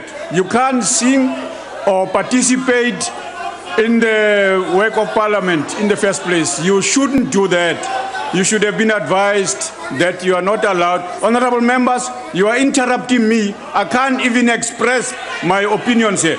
You are out of order yourself. Order. Honourable members, order. I'm addressing people in the gallery. I hope you have understood the reasons why it is important that you not do that. Go ahead, honourable member. Sorry, Speaker, I can't proceed. Proceed, Nat. Proceed. So many of our people are jobless, hopeless, and powerless to do anything about it. Minister Pravin Gordhan sketched this perilous situation vividly in his budget speech on Tuesday. We madi a mpiwa fela kgotsa social grant a ka ska kgone go emelana le tlhwatlhwa kgotsa inflation ya dijo mme botlhokatiro bo santsane bo oketsega. Se ene se budget ya batho ba dikobo di dikhutshwane. Our people are on the ropes and they're reeling from one blow to another. Honorable members, every parent raising children in South Africa today is fearful of the direction we are heading in and what this means for the children's future. Every owner of a small business worries about the employees she's responsible for, of the mouths they must feed, and what it will take to keep them employed and out of poverty. And every single one of the 8.2 million unemployed citizens in our country feels a sense of betrayal. They once had big dreams, dreams that diminish with every day the president remains in office. Honorable Maimani, just please take your seat for that word. Honorable members, rules during debate, no member shall converse aloud. I mean, literally, I'm hearing you instead of the speaker here. We can't allow members to converse loudly in the course of the debate. Go ahead, Honorable Maimani. Madam Speaker, Deputy Chair. Deputy Speaker, our president's quest for power has never been about creating a more prosperous South Africa. It's always been about creating a more prosperous Jacob Zuma. And here's the thing. The more prosperous Jacob Zuma becomes, the more obvious his failures are. Point of order, Chairperson. Deputy Speaker, point of order. Yes, Honorable. Yes, Honorable. We are having Honorable Jacob Zuma, not Jacob Zuma, as the Speaker is saying there. Can you call him to correct it? Honorable members, the rules are explicit. They say that no members must address each other appropriately. You know that, Honorable. Deputy Speaker. Ahead, Deputy Speaker. You are interrupting a member on the spot. Can we stop that, Honorable members, please? Can we stop interrupting members while speaking generally in the House? Can we agree with that? Even you, Honorable Chief Whip, can you not interrupt your member while speaking? Let's proceed with I'd like to take a point of order, if I may. The President, upon election, resigns as a member of this House. And that's why his seat is filled by another African National Congress member. He's not a member of this House. Honorable Steenhuisen, you know that the rules of the House applies to the President when he's here. And honorable members, it is appropriate that we be consistent with members, be addressed decently, as we ourselves would like to be addressed everywhere. Proceed, Honorable Member. Honorable Chair, Yes, Honorable Member. Speaker. Yes, Honorable Member. I think the Honorable Member is right. The President is His Excellency, not Honorable. His Excellency, the President, Jacob Zuma. Thank you. Thank you. Proceed, Honorable Member. Here's the thing, though. The more prosperous President Zuma becomes, the more obvious his failures are, and the more the ANC plays the race card to deflect legitimate criticism. Racism is evil, and we must condemn it. But it cannot be that if you are white and you don't agree with the ANC, you are called a racist. And if you are black, you are called a sellout. These are hateful insults in the context of our history. They are designed to diminish the ANC's opponents. What the ANC doesn't get is that every time it plays the race card and labels its opponents as sellouts, it diminishes in its own stature. How can it be, honorable members, that an organization that produced the likes of Oliver Tambo, Walter Sisulu, Nelson Mandela has been reduced to President Zuma? How can that be?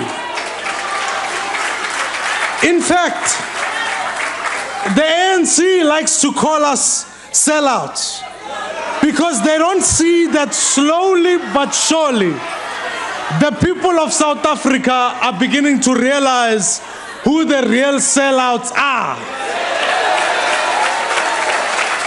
Because in fact, a sellout is a person who puts his interests before the struggle of his people. A person who secures an advantage for himself in other people's suffering. To deny your citizens freedom so that you can carry on living an unimaginable luxury is surely the greatest treasury. To unstitch our democratic constitution thread by thread so that you and your friends can loot is surely will be the ultimate betrayal. You see, Deputy Speaker, the biggest sellout in our country is none other than President Zuma. In fact,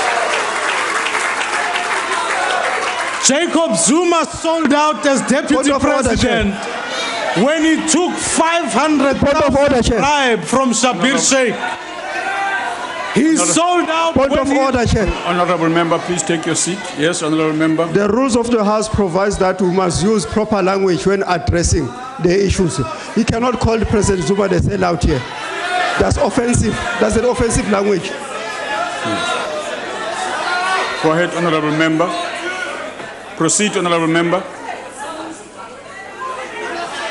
He sold out when he recalled a sitting president who stood on his way towards power. He sold out when he manipulated the National Prosecuting Authority to drop the 783 charges of corruption, bribery, money laundering, and racketeering. On this very day, in fact, we are in court as the DA fighting to have the charges reinstated. Because you cannot hide from justice simply because you are the president.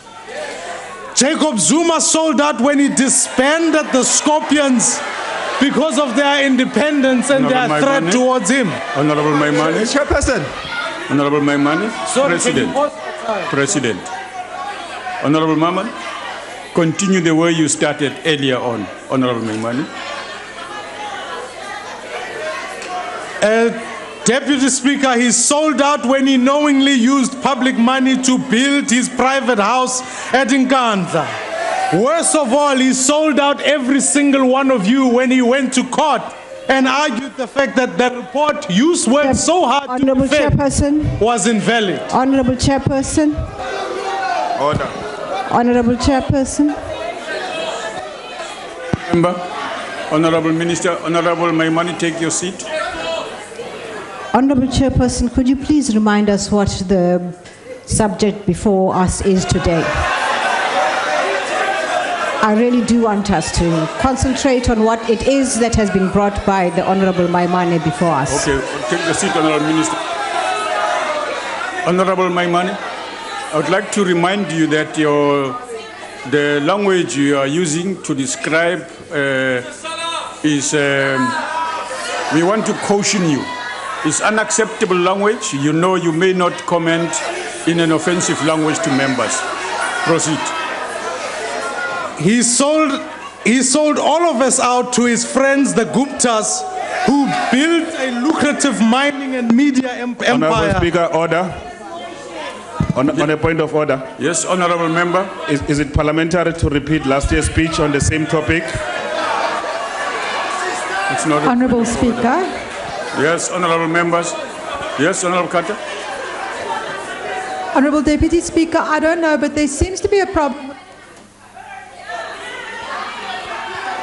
There seems to be a problem with the mic, so we're back into here, Honorable Maimane here. It keeps on going on and off, on and off. Maybe ask sound to look at it. Proceed. Yes, honorable Minister. Deputy Speaker, we know the rules of the House. And there's no problem taking points of order, but frankly, the last 3 points of order taken against Honorable Maimane have been frivolous points of order. And I would ask that you protect the Speaker from frivolous points of orders, which are clearly being used to ensure that the Speaker doesn't get through their speech. That's not freedom of speech. That's exactly what I want you against. Now you are waking up to what I advised you. That's exactly what I want you about. Honorable members, this is exactly what I want earlier on, that you mustn't interrupt a member when speaking, including you, honorable member, of the leader of opposition. Because if that happens, it is ridiculously out of order. Because then members can't be heard. Proceed, Honorable Maimani. Honorable members.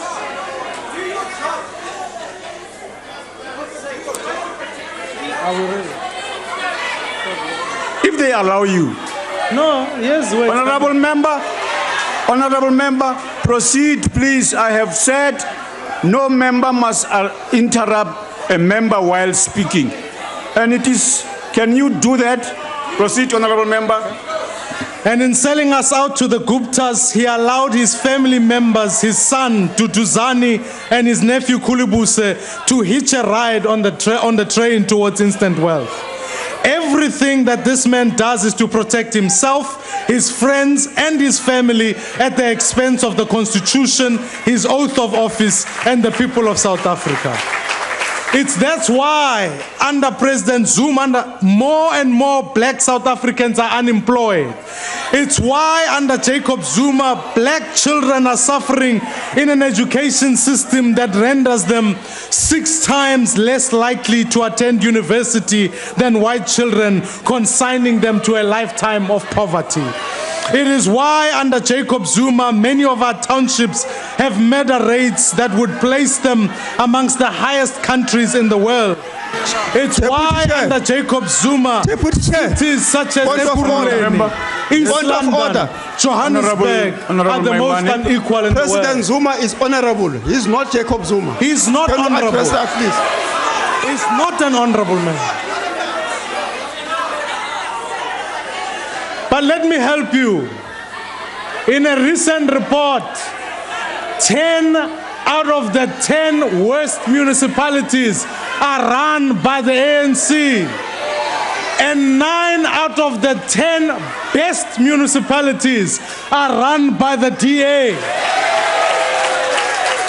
The worst thing is that you failed the people of this country and have the courage to call us sellouts. The real sellout is President Jacob Zuma. Honorable Maimani, I will come back to you on that constant reference despite the caution we have made to you. On the matter of calling a member a sellout, I'll come back to you on that. Go ahead, honorable member. You see, what we need right now is a president. We need a president with a vision for a more prosperous South Africa for all who live in it. A president who strives to unite South Africans in building an inclusive and a prosperous country. A president with a moral conviction and an unshakable sense of duty towards our country and our people.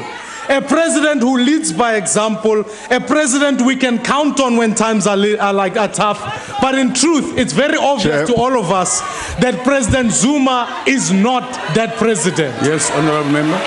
Honorable Maimani, take your seat, please. Can the honorable member take a question on his church? Honorable Maimani, will you take a question? Deputy Speaker, it's our duty today to remove this still waiting. Honorable Maimani. On his church and drugs. Honorable Maimani. I won't take any questions. Oh. Thank you. Okay. Proceed, honorable member. Our duty today is to remove the man who's done so much to sell out our people. You owe it to your country to support this motion today.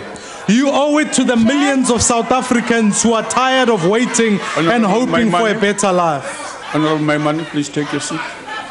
What are you raising on, honorable member? Honorable Deputy Speaker, is it parliamentary for the Speaker to continue naming people who are not necessarily members of this House and cannot defend themselves? Is it parliamentary? Okay. We'll report on that. Proceed, honorable member. But let me say this to the ANC. If you won't put South Africa first, at least put your party first. Because you know as well as I do that the longer Jacob Zuma is in office, the more support you will lose. The people of South Africa have lost confidence in the president. And the longer you protect him, the more confidence they will lose in you. Yes, honorable member, who is that? Yeah. Honorable, yes, honorable member. Is the president His Excellency. Thank you.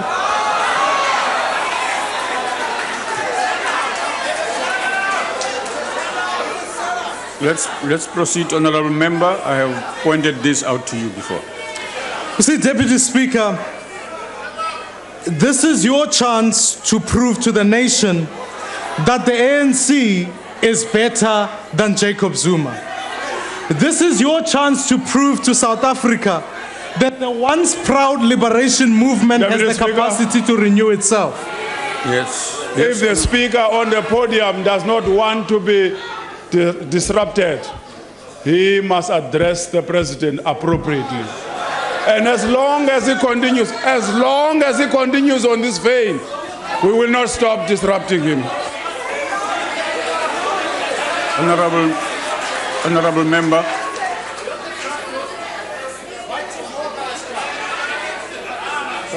Proceed.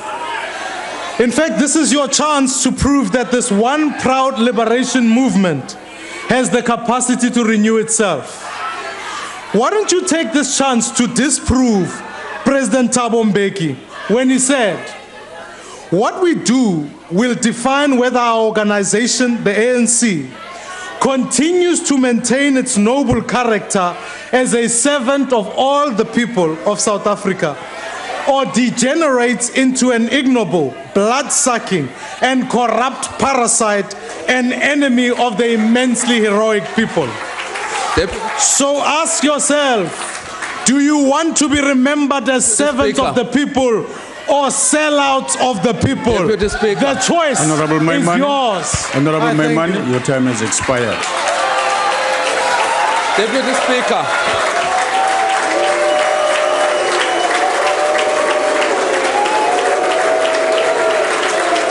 Yes, Honorable Member, what are you raising on? Deputy Speaker. Yes, Honorable Member. Is it parliamentary for the Chief Whip to mobilize the House to disrupt the member?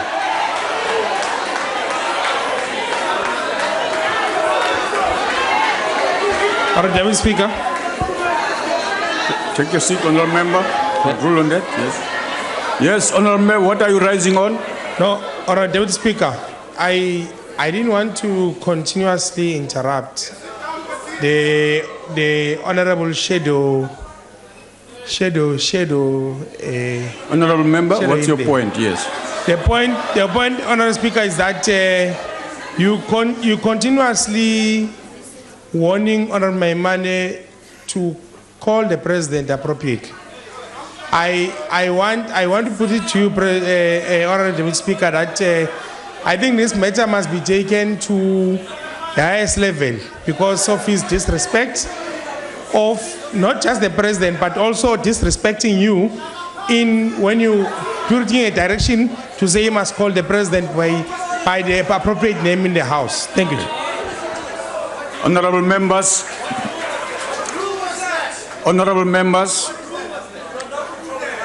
Rule 51 says that if the presiding officer is of the opinion that a member is deliberately contravening a provision of these rules, or that a member is in contempt of or is disregarding the authority of the chair, or that a member's conduct is grossly disorderly, he or she may order the member to withdraw immediately from the chamber for the remainder of the day's sittings.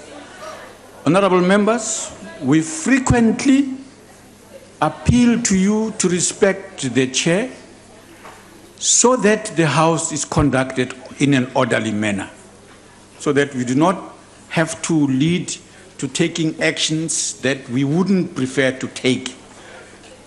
But don't push us. Every member in the House is asked to realize that violating the rules of the House is unacceptable. The rules, this House is conducted under the Constitution, broadly speaking, and specifically under the rules that you as members have approved for us to use to guide the deliberations in the House. Please, when we request you, allow us that we proceed properly. Honorable Mutsecha. Deputy Speaker. Deputy Speaker.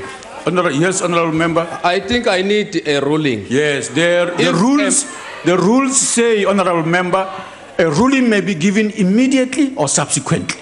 Take your seat, honorable member. But Chair, I was up soon after. I am saying, honorable member, the rules say that the presiding officer may give a ruling immediately or subsequently. Okay. Thank you very much. Proceed, honorable member. Honorable Deputy Speaker. Deputy Speaker. Yes, honorable member. On the point that the member has just made, will you take a question?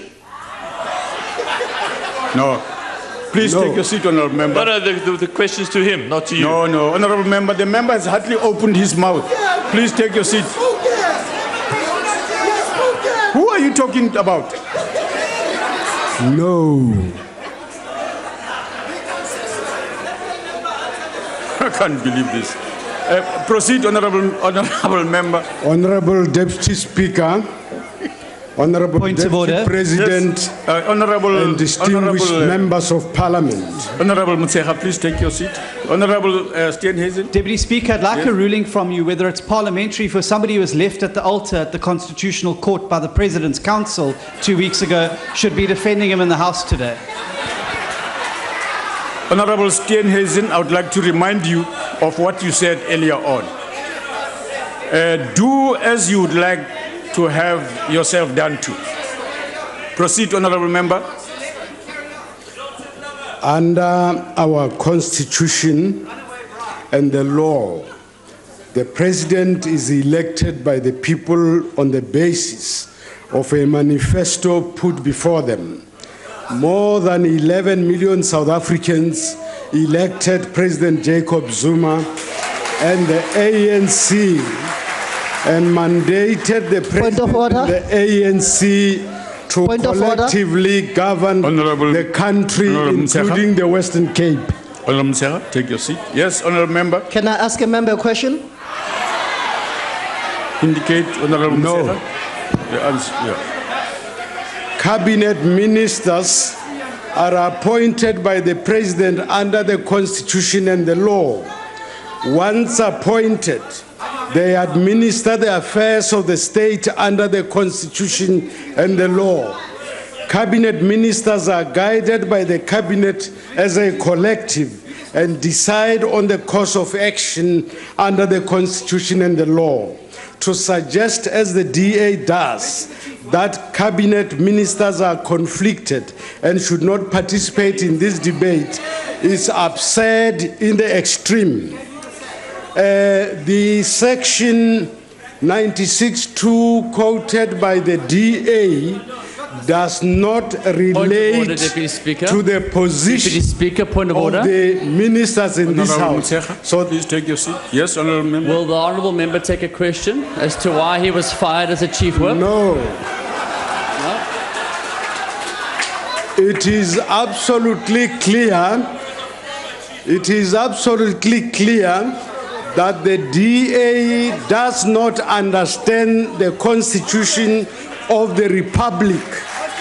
And that's why we need, as a matter of extreme urgency, a constitutional literacy classes for the DA.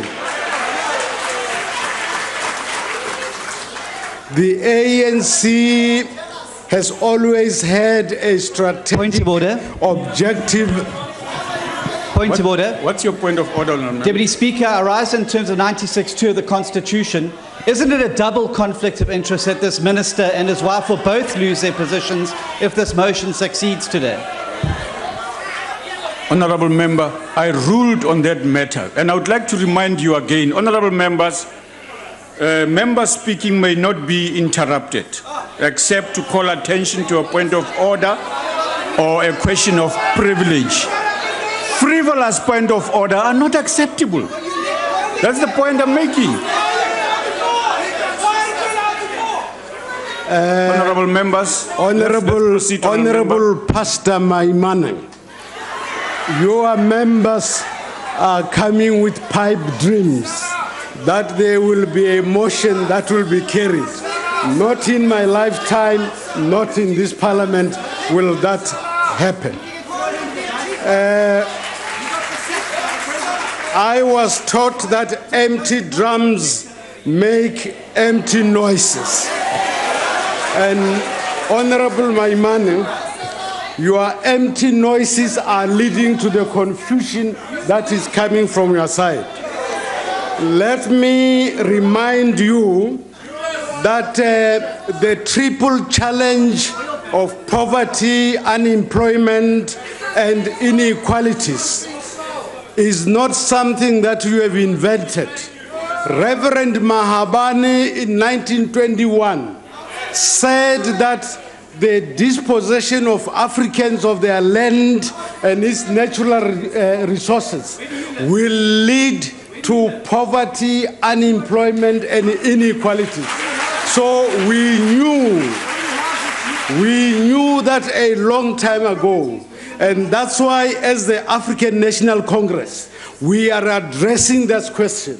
And that's why, as the ANC, we have passed in this House the land expropriation bill that you are opposing to address precisely what you are talking about.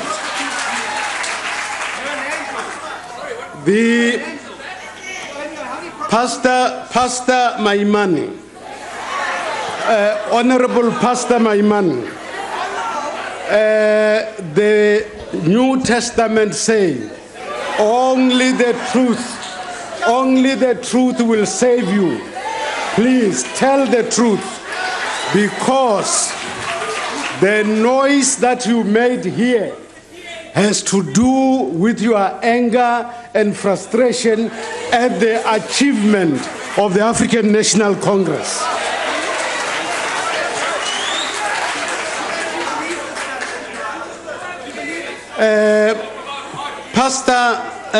Honorable Pastor Maimane, under apartheid used dirty Mutshekga, please take your seat. Yes, Honorable Member. Deputy Speaker, would you remind Honorable Mutshekga to stick to the point of today? Proceed, Honorable Member. Honorable Pastor Maimane, apartheid used dirty tricks to mislead the nation. Honorable Deputy and Speaker. You are doing Honorable the Mutshekga. same. Honorable And Mutshekga. dirty tricks. Take your seat, please. Yes, Honorable. Honorable Deputy Speaker, I think we should, perhaps in the interest of the debate, stick to a little bit more normality. Yes, Honorable Member, proceed. If the ruling party expects us to refer to the President as the Honorable President, then the Honorable Speaker should refer to Mr. Maimane as the Honorable Leader of the Opposition. Baie dankie vir u advies, heer. What I want to tell Honorable Maimane is that dirty tricks are both immoral and unethical. Now, for a pastor to use dirty tricks in this house is unfortunate. I think it is the time to tell the elderly and the children that Honorable Maimane is here because he thinks he has the capacity to collapse government so that there are no social grants and children's grants, and that will never happen.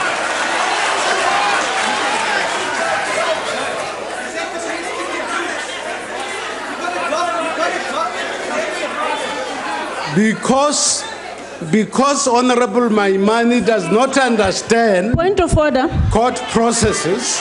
Yes, Honorable Member. Deputy Chair, today we're discussing a motion of no confidence in the President, not about Mr. Maimane. Can the Honorable Speaker stick to the debate of today? Honorable Member, proceed. When I came here, I thought we were going to discuss a vote of no confidence, but when I look at the papers, I see a motion of a frivolous motion based on anger and frustration by the DA. So there's no motion of no confidence. And Honorable Maimane has failed to make any case in that regard. Shame, shame, shame on you. And another mistake that Honorable Maimane made was that he thought that the two cases before the Constitutional Court were about the ability or otherwise of the president to hold office. The court cases are about the binding force or otherwise of the remedial actions. And the court cases have nothing to do with the ability or otherwise of the president to hold office. Now, even after the court case, President Zuma will still be president. You will have to call him president.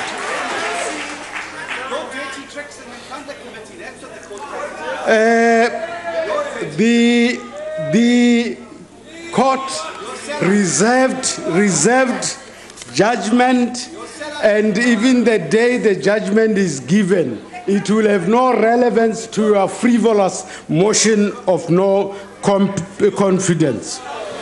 It will be important that the DA understands. Deputy Speaker. Yes, Honourable Member. Deputy Speaker, the motion on the order paper is a motion of no confidence in the President. The ANC's job is to tell us why we should have confidence in the President. I have not heard a single word from the Speaker to that effect. Proceed, Honourable Member. Honourable Carter. Yes, Honourable President. Please take your seat. Yes, Honourable Carter. Honourable Deputy Speaker, from that side of the House, are you going to allow this, Deputy Speaker? Honourable Member, please proceed. Honourable Member's order. The comments, when the member from the DA stood up, we've had the front seats talking about racist. This has got to stop, Honourable Deputy Speaker, and you must rule on it. Yeah, I agree with you, Honourable Members. Please, let's not use any expletives, any abusive language in the House, including calling any member a racist. That's out of order. It shouldn't happen. Honourable President Jacob Zuma, in his 2016 State of the Nation address, said it was about uniting the country behind boosting economic growth, creating jobs, and leading a better life for all South Africans, both black and white. President Zuma, business and faith-based organizations representing more than 11 million people have attended the State of the Nation address in support of President Jacob Zuma. Honourable Mutseha, your term has expired, sir.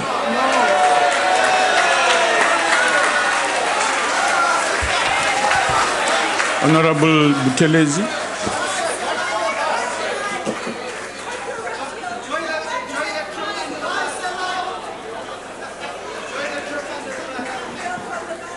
Honourable Deputy Speaker, Your Excellency Deputy President, Honourable Ministers, Honourable Deputy Ministers, Honourable Members.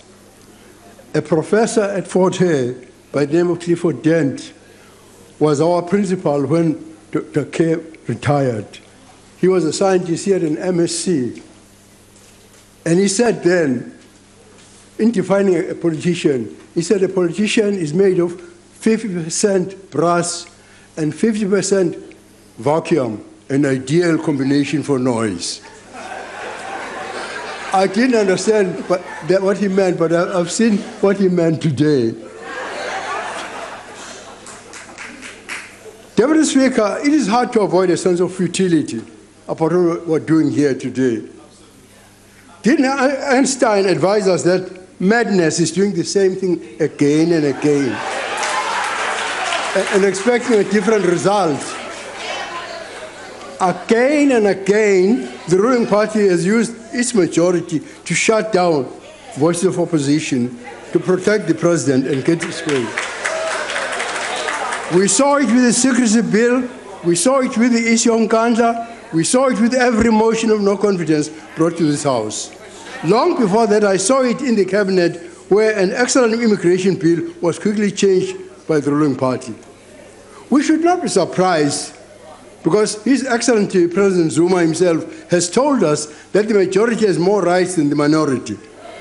That, according to the ANC, is the way democracy works. Now, so why today's exercise will achieve anything different? Why would it achieve anything different? There are only two things that give its impetus. The first is that we are morally obliged, of course, to express the concerns of millions of South Africans over the state of leadership in our country. And the second is that the ANC members themselves are increasingly losing confidence in the president. Some of them express themselves in articles. According to the Institute for Justice and Reconciliation, 50% of the ANC supporters distrust their own party's president. When President Beg was ill-treated by some of you here, and you defenestrated him, I warned you that what comes around, goes around, comes around. Now, this has somehow given hope to some members of the opposition that this time members of the ruling party will vote with their conscience rather than blindly towing the line. But I've been in politics for more than 6 decades. I've seen enough to know that a leopard doesn't change its spots. For over 22 years, I've supported our presidents whenever they do what is good and right, and acknowledge the good that the ruling party has done, and condemn what I thought was bad. But when they are wrong and their actions damaging, I fully speak. Your time Through is expired. acts of omission and commission, this president has failed our country. Honorable And the Buthelezi, ANC with all its structures. your time has expired, sir, by...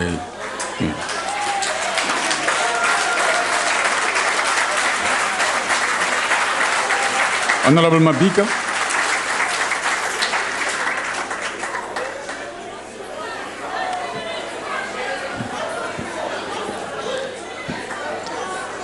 Deputy Speaker, ngifisa ukuqala ngokunyakazisa abahlonishwa be-ANC ukuthi vukani phela manje sekusile.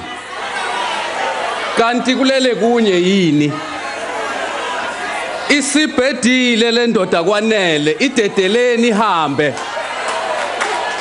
A vote of no confidence in President Zuma will effectively mean that he is no longer considered to be fit to hold the highest office in the country. If the vote is successful, it will mean the vote extends to the entire cabinet, which is handpicked by President, and ultimately will result in the fall of the current ANC government.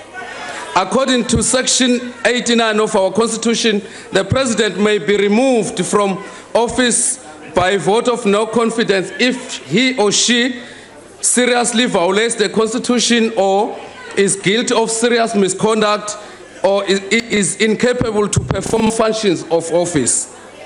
On the morning of the 9th of May 2009, it rained in Pretoria just before President Zuma assumed office for his first term. Many people saw it as a blessing, a good sign. Today we know that it was a warning of many tears which would flow during his 2 terms in office. When we look back on the president's tenure in office since 2009, we see a trail of political devastation which is leaving behind in his wake. We also see the rise of saying in the animal farm that, I quote, "All are equal, but some are more equal than others," close quotes. The economy of South Africa has suffered severe hardship since President Zuma took office. The unemployment in 2009, when President Zuma assumed office, was at 21.5%. Today, it is 25.3%. This Deputy Speaker is a rise of 3.8% over the past 6 years. Between 2004 and 2007, South Africa experienced an average growth rate of approximately 5%. Today, we have to bleak outlook of an economic growth rate which is less than 1%. All of this happened under the watch of President Zuma. During President Zuma's term in office, we witnessed his reluctance to take responsibility for the Gupta's landing at Waterkloof.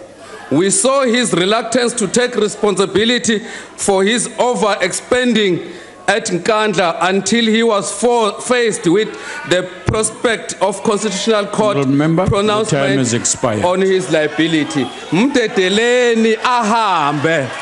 Honorable Holomisa.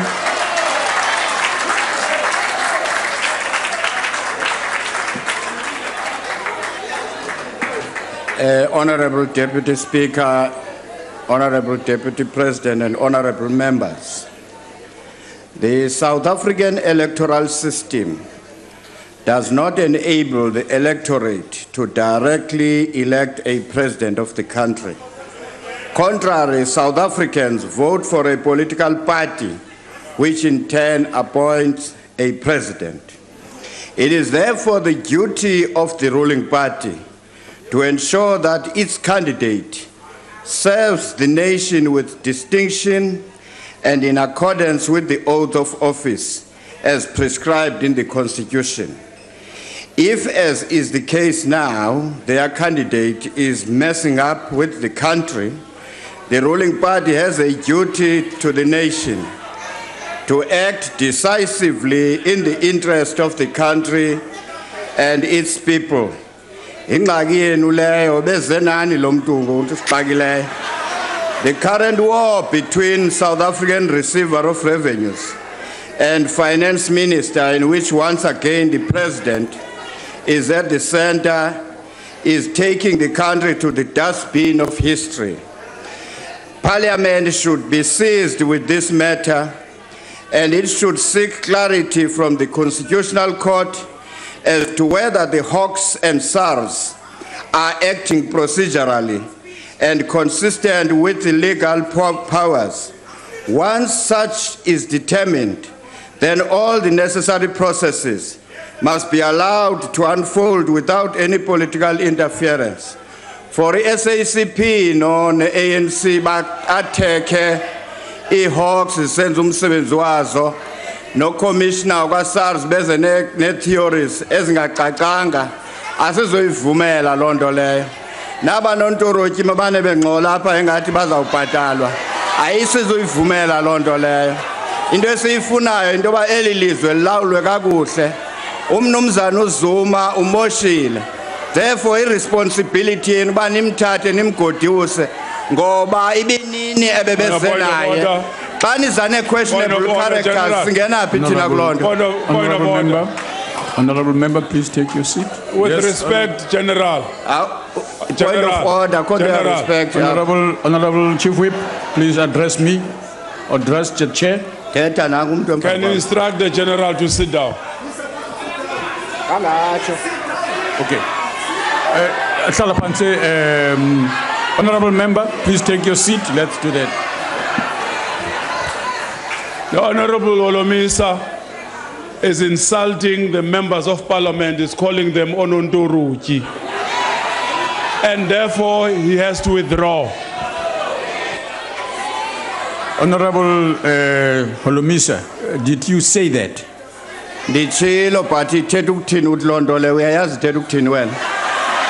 Honorable Holomisa, if you are confirming that you said it, all right, thank you very much. Don't do it conditionally, honorable member, please. Sekela Mongameli, njengomntu osiphetheyo kwi-administration, kawuzame uthetha ne-caucus ye-ANC, ne-ANC yonke uba ayisithi abantu abonyulelo tata umoshayo. Thethani naye, nimbonise. Ndike ndathi apha last week, siredi uba sixoxe i-exit strategy yakhe decent. yizani nayo sinincedise sanukoyika mawetini nilone ngamagwala kangaka. Honorable PJ Groenewald.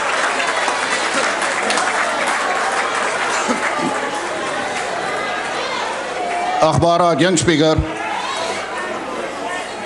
Ek wil begin om te sê dat hierdie debat is eintlik veronderstel om 'n baie ernstige debat te wees. Dit is eintlik al 'n groot skande as 'n nasionale vergadering besluit om 'n debat te voer oor 'n mosie van wantroue in die agbare president. Die agbare Motshega van die ANC kom hier na die podium toe en hy sê ons moet tog die grondwet lees. Want die grondwet bepaal die optredes van die agbare president. Nou ek wil vir die agbare lid sê, gaan lees asseblief die grondwet. Want dit gaan oor die president, begin het by artikel 83 en dit eindig by artikel 102. Dis nie baie artikels nie. En die eed wat die agbare president moet aflê, bepaal onder andere dat hy die belange en die regte van al die mense in Suid-Afrika sal beskerm en bevorder. To say it in English, the oath of the president determines that he will protect and promote the rights of all the citizens of South Africa. But the Honourable President comes and he says, for him, the ANC is first and then South Africa. That is a contravention of his oath.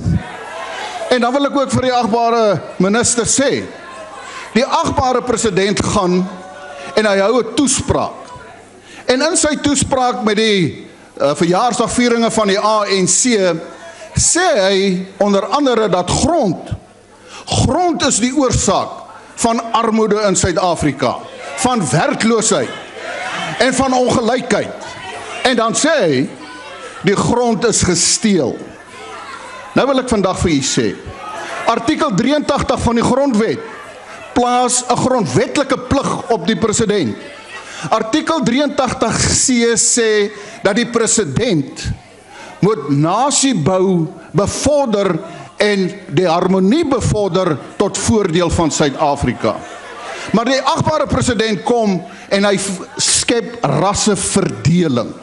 I want to say to you, the Honourable President should apologize to the white people of South Africa to say that they have stolen the land. That is a lie. He is contravening the Constitution, and therefore nobody can have confidence in a president regularly contravening the constitutional obligations of the president. Die agbare president kom dan op dat punt. Point of order. Honorable. Point of order. Honorable, please take your seat. What is the point of Deputy order? Speaker, the land of South Africa was taken through the barrel of the gun. That is stealing by force. Honorable member, there's not a point of order. Proceed, honorable member. Agbare, young speaker, die agbare minister moet ook verskoning vra of hy hoofsweep. Hy skuld die wites van Suid-Afrika 'n verskoning, want niemand is 'n dief nie. Honorable member, your time has expired. Honorable Menir.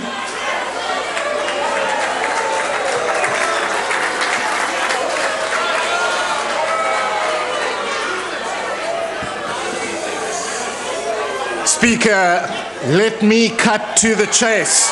President Jacob Zuma is wrecking the economy and he is wrecking South Africa. And if President Jacob Zuma is not stopped, he will wreck the economy and he will wreck South Africa. So we are faced with a choice to save President Jacob Zuma or to save South Africa. Because we cannot do both. Deputy Speaker, we have the courage to do what is right and save South Africa. Please take your seat. Deputy Speaker, I don't know whether we need to assist the Honourable Mthembu. I see him moving this side and is he fitting? I don't know whether it's some fits. I don't know. He must be assisted. Honourable Kubisa, please don't do that. Go ahead, Honourable Member. The Honourable Member has been at the bar as usual. We have the courage to do what is right to save South Africa. Oh, the Honourable but Members, do please you don't have make the courage noise. It's to do what unacceptable. is right to save South Africa? No, go ahead, Honourable Member. Thank you, Chair. Because make no mistake, if your courage fails you today, then President Jacob Zuma will wreck the economy and he will wreck South Africa. That is the truth, and that is the choice that you have to make right here and right now in Parliament.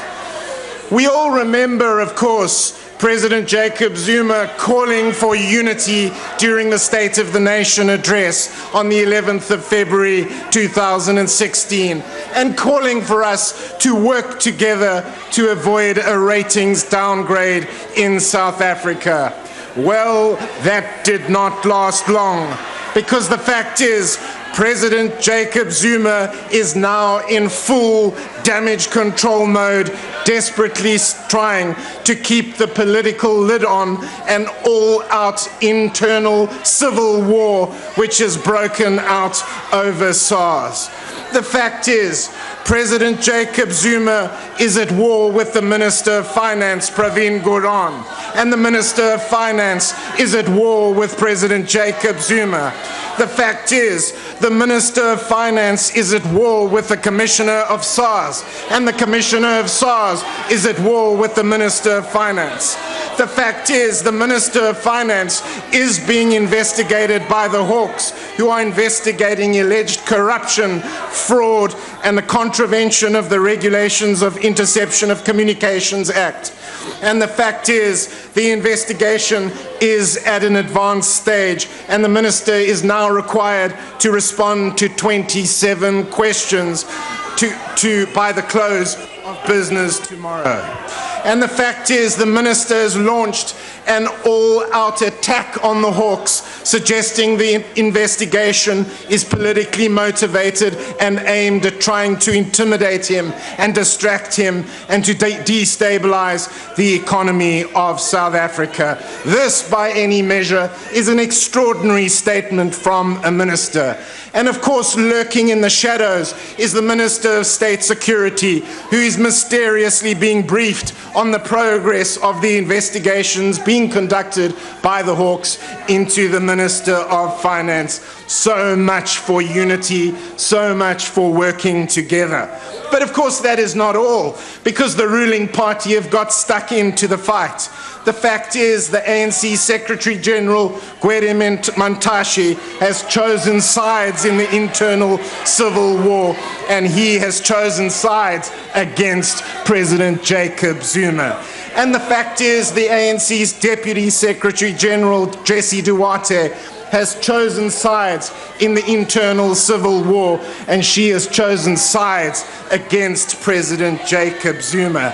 It was, after all, the ANC's Deputy Secretary General, Jessie Duarte, who paraded her special guests, including the new exiles, Ivan Pillay, Robert McBride, and Anwar Dramat, right under President Jacob Zuma's nose at the State of the Nation address in this Parliament.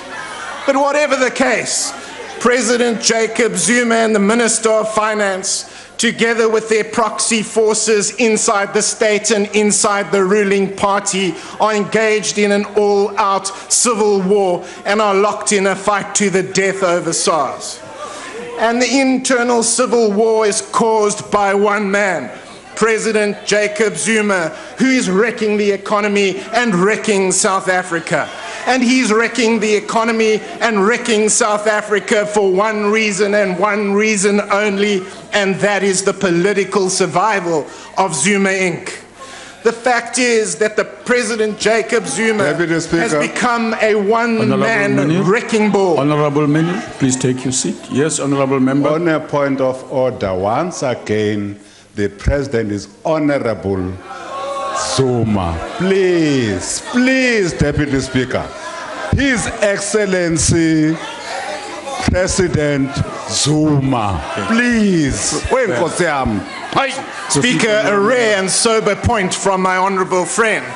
The fact is that the Honourable President Jacob Zuma has become a one-man wrecking ball who will stop at nothing in order to survive, including wrecking the economy and wrecking South Africa. Consider this. The Honourable President Jacob Zuma fired the former Minister of Finance Nhlanhla Nene, which wiped out billions of rands in savings and damaged investor confidence in South Africa. The economic consequences were, to twist a phrase, known knowns, and entirely predictable and should have been anticipated. Then, of course, the President appointed a new Minister of Finance, the Honourable Des van Rooyen, an unknown backbencher serving on the Standing Committee on Finance. The new minister, rather like Miss Columbia, had barely got his hands on the crown when it was snatched from him in order to save an economic meltdown. President Zuma then appointed, thankfully, the not-so-new Minister of Finance, Pravin Gordhan, to save us from an economic meltdown. But just as the Minister of Finance prepared to table a how-to-beat-a-ratings downgrade budget in this Parliament, he was snubbed by the Honourable President Jacob Zuma when he claimed that, in fact, the former Minister of Finance, the Honourable Des van Rooyen, was more qualified than the Finance Minister. This train of events, Honourable Speaker, and there is no other way to put it, was a monumental self-inflicted stuff-up. And the monumental self-inflicted stuff-up was caused by one man, President Jacob Zuma, who will stop at nothing to survive, including wrecking the economy and wrecking South Africa. We cannot allow this continue.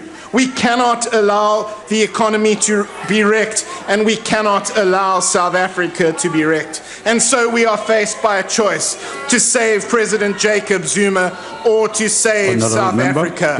We have the courage to do what is right, but do you have the courage to do what is right? Your time has expired, Thank you. Honourable Pule Mabi.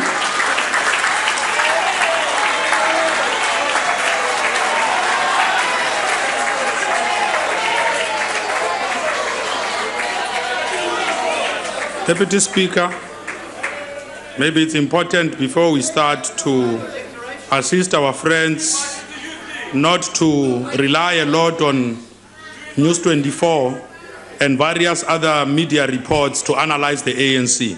They are welcome to come and join the movement. We have got forms, we have got a website that clearly states our program of action. You will see in there that in the ANC, it's where you most belong. The profound sentiments on confidence, as echoed by renowned academic and author Rosabeth Moss-Kenter, that the road to confidence is paved by daily accomplishments, resonates and best personifies the expression the longest serving president of the ANC, O.R. Tambo, when he said, Speaker, order. Yep, Honourable Mabi, please take your seat. Yes, Honourable. I-order yam into ba kule nquba kaxaka. Yabona ke Speaker, can you call Honourable Member, please proceed on order. Honourable Members, proceed on order. Kule nquba kaxaka sijongene nayo yengxaki ka President Jacob Zuma yakhozwa nglamfo. That's called a frivolous point of order, Honourable Member. Go ahead, Honourable Member. Quoting what the longest serving president of the ANC, O.R. Tambo, has said when he said, we need young men and women of high moral stamina and integrity, of courage and vision. In short, we need warriors, not cowards who make noise when people are speaking. It has always been and continues to be the collective courage and confidence of the great leaders of our movement, past and present, that the people of South Africa enjoy liberty, regardless of their station in life, as well as racial or class they represent. There is no doubt that motions of no confidence are veritable tools used in democracies to hold leaders accountable. It was in pursuance of this democratic imperative that when the leader of the opposition requested this debate, the presiding officers readily agreed. We have also agreed to contribute again to honor this constitutional right to speak when we knew that what the proposers would be speaking was not going to be right. The disconcerting fact is that for the up-tenth time, opposition parties have been calling for the same thing, in the same way, but expecting to get different results. German-born theoretical physicist Albert Einstein summarized this activity in a single word, which I will avoid for the sake of progress in this debate. Political analyst Samadoda Fikeni argued that when such issues as votes of no confidence are raised repeatedly, they lose any chance of being successful. It is like when you administer the same medication to a non-responsive body, it runs the risk of immunity. Even as I congratulate the presiding officers, it is becoming clear that when a party has democratic in its name, it does not necessarily follow that it will respect democracy it claims to uphold. It does not mean that when a party has greater proclivity to approach the constitutional courts for matters they do not win in the legislature, it fully respects the Constitution. Time does not allow me to list some of the parties who call themselves Democrats and yet have no internal democracy. Some opposition parties have voiceless and scared black members who complain that they are marginalized around the question of race. When they raise the question of race, they are told to concentrate only on the economy, jobs, and education. There are black members who complain that they are called upon to marches because of their stronger melanin content that can resist the sun, but are forgotten when coterie of white males, the self-styled brain trust, makes decisions on crucial party issues behind closed doors. When a former parliamentary leader with a Harvard education, Nohal, constructively raises her opinion, she's dismissed in a language most foul. There is an elephant in the small blue tent, and to use the trickery of the vote of no confidence will not distract from the need to address this problem of race within the DA's party structure. Ordinarily, we would not be too concerned when a party self-destructs through turning a blind eye to the resurgence of racism. But to self-destruct using the tool of racial exclusion is an issue for all parties to fight against, within and outside their own parties. For us as champions of non-racialism, it is our historic duty to call on all South Africans, including political parties, to fight racism wherever it rears its ugly head. Unfortunately, the DA continues to feed its black recruits the notion that the embodiment of multiracialism, an utopia without race, and some post-apartheid racial paradise. A sneaked, maneuvered ploy to undo public confidence in our movement by playing the man will fail dismally even before takeoff. Maafrika borwa ka moka ka bophara a tshwanetse go tseba ntlha le thito ya taba. Morero o mogolo mo ke go bosha leina la lekgotla la batho badimo le modimo la ANC le baetapele ba lona ka moka naga pharephare. Go tlhabolla naga le go lwesha tlala a di bonale e le tša dingwe tša dintlha tše di tseneletseng ka mo gare ga lekgotla le la kganetšo le la DA le. The truth and only the truth will set our people free. We have done and continue to do more. As Kanta puts it, the road to confidence is paved by daily accomplishments. In 2010, Minister Lindiwe Sisulu stated that there was a need for the review of rules to deal with such unfortunate votes of no confidence, which will not succeed. Minister Ngwagura Matlodi. Yes, honourable member. What are you raising on? Honourable Mabin, please take your seat. Yes, honourable member. Deputy Speaker, this is a point to you, sir. This is the second ANC speaker in this debate, a no-confidence debate. And we are yet to hear a single reason why this House should have confidence in the President. When are they going to get to the point? Okay, honourable member, take your seat. Proceed, honourable member. Minister Ngwagura Matlodi stated that the motion would go down in history as a tragic error founded on the shifting sense of illusion. On that occasion, the motion had been proposed by a party that had 30 members. Today, there are 3. I can only underscore the futility by using the more familiar vernacular idioms and metaphors. So be careful on what you are asking for. I'm also underscoring the futility of the exercise because to achieve their aim, the proposers of the motion demand conditions that will need the bending of parliamentary rules and the Constitution. First, they want this sitting to vote by secret ballot. This is a dangerous field, for in their desire to spring to, so to speak, some of the ANC members to support them, it may well work in reverse. Before you try to invade the ANC flank, check if your flank is closed. There may well be many disgruntled DA members who may vote with the ANC on this matter. Beware of what you are asking for. Some of the well-choreographed actions we have witnessed in this fifth parliament are most reminiscent of activities of the Eastwhile National Socialist German Workers' Party, which contested the 1928 German parliamentary elections a year after its banning had been lifted, receiving less than 3% of the vote, winning just 12 seats out of a total of 491. They were not deterred by the low vote. Having members in the German parliament was important to them to drive their ruthless agenda. They declined to behave like regular parliamentary party and conducted themselves as a stormtroop unity. Their conduct in parliament was well-calculated strategy. They thrived on cult of megalomaniac personality with oratorical gift, militaristic pretensions, a demagogic populism that mobilizes on the base of grievance and victimhood. Such actions need to be watched closely and with maximum vigilance. In a bigger scheme of things, motion of no confidence is nothing but a mere dress rehearsal to test if the ANC's majority can be shaken. We've done quite a lot to resolve the problems of the people of this country. Under President Zuma, we've got the National Development Plan, which spells out the number of jobs that will be created, including the kind of interventions that we'll be making in communities. Because in the ANC, we believe in the words of Chavanez that the future belongs to freedom. To give the impression that there are many opposition parties which support the motion against one party is disingenuous if it does not talk to actual number crunching. Frankly, the numbers will never add up when all the opposition parties were to vote as a bloc, because numbers are not on the side of the motion.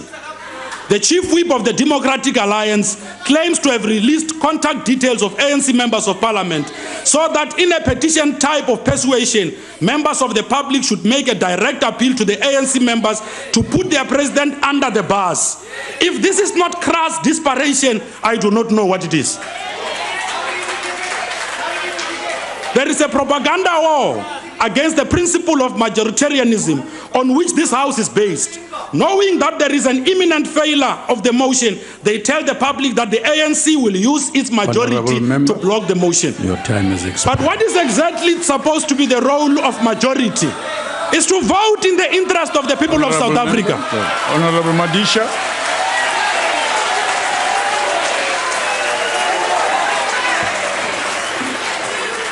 Thank you, Speaker.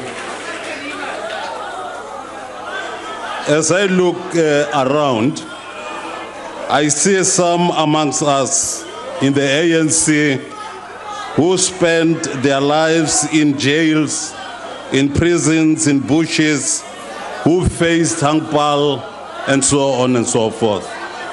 They did that because, Honorable Deputy President, because they were fighting for freedom.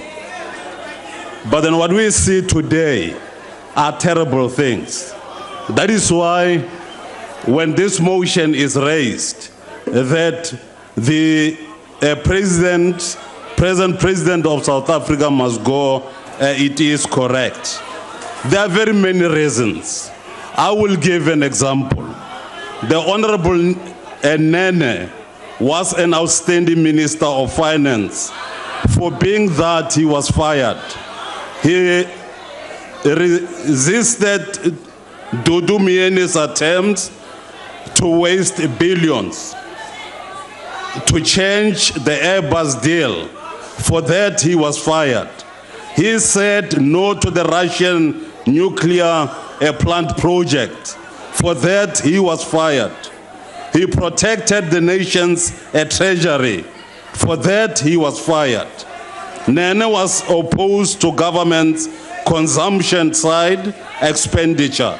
National debt now exceeds 2 trillion rand. 130 billion now goes to servicing that debt.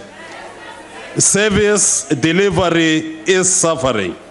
For trying to keep the national debt under control, the Minister Nene, was callously, cynically, and cruelly fired. The ruling party MPs carry the full blame for funding a government that is too big and too bloated. Nene stood resolute in resisting that. For that, he was fired by this president we talk about today. Today, thanks to the ruling party MPs, South Africa has the biggest and possibly the most expensive government in the world. The poor are becoming poorer, giving social grant only of about 20 rand to the poor people of our country. The firing of Nene, for example, has added 2 to 3 billion rand to the cost of the servicing the national debt. We have a very serious problem. We have here a president who has been able to stand in front of the court and say, yes, I have raped. Now, what is it that we need to take? If the president of a country can stand in court and say, yes, I have raped, yes, I've done this kind of Honorable thing. Madisha, yes, are you deaf? Ensured that Honorable I pass Madisha, you are out of HIV and order. AIDS. What kind of president is that? If you ask him, he will only say,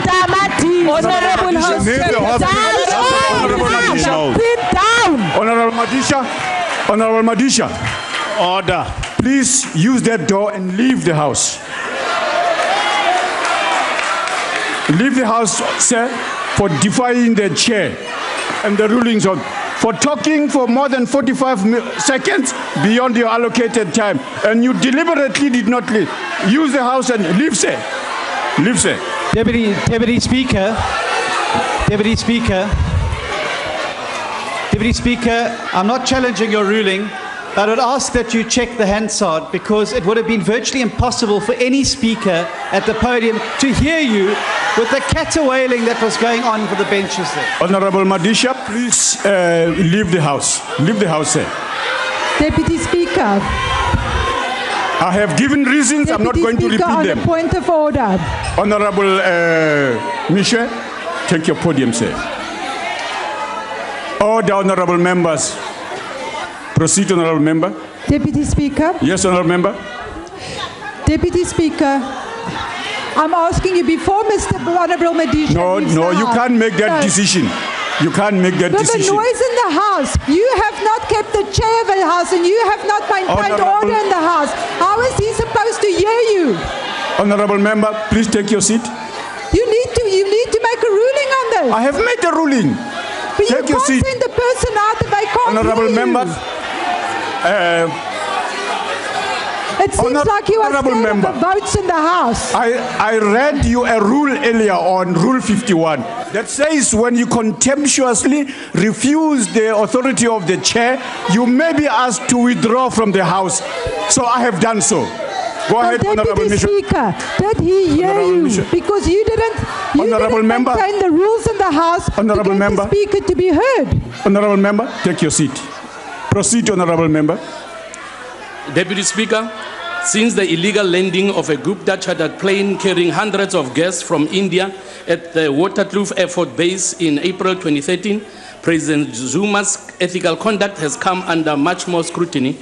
Even though the Honorable President has denied in this House knowing about the Gupta jet, allegations have continued to emerge that he authorized the landing of the jet. How can our nation trust a president who has allegedly abused public resources and institutions to enhance his personal relationships and who allegedly was part of a cover-up of significant proportions?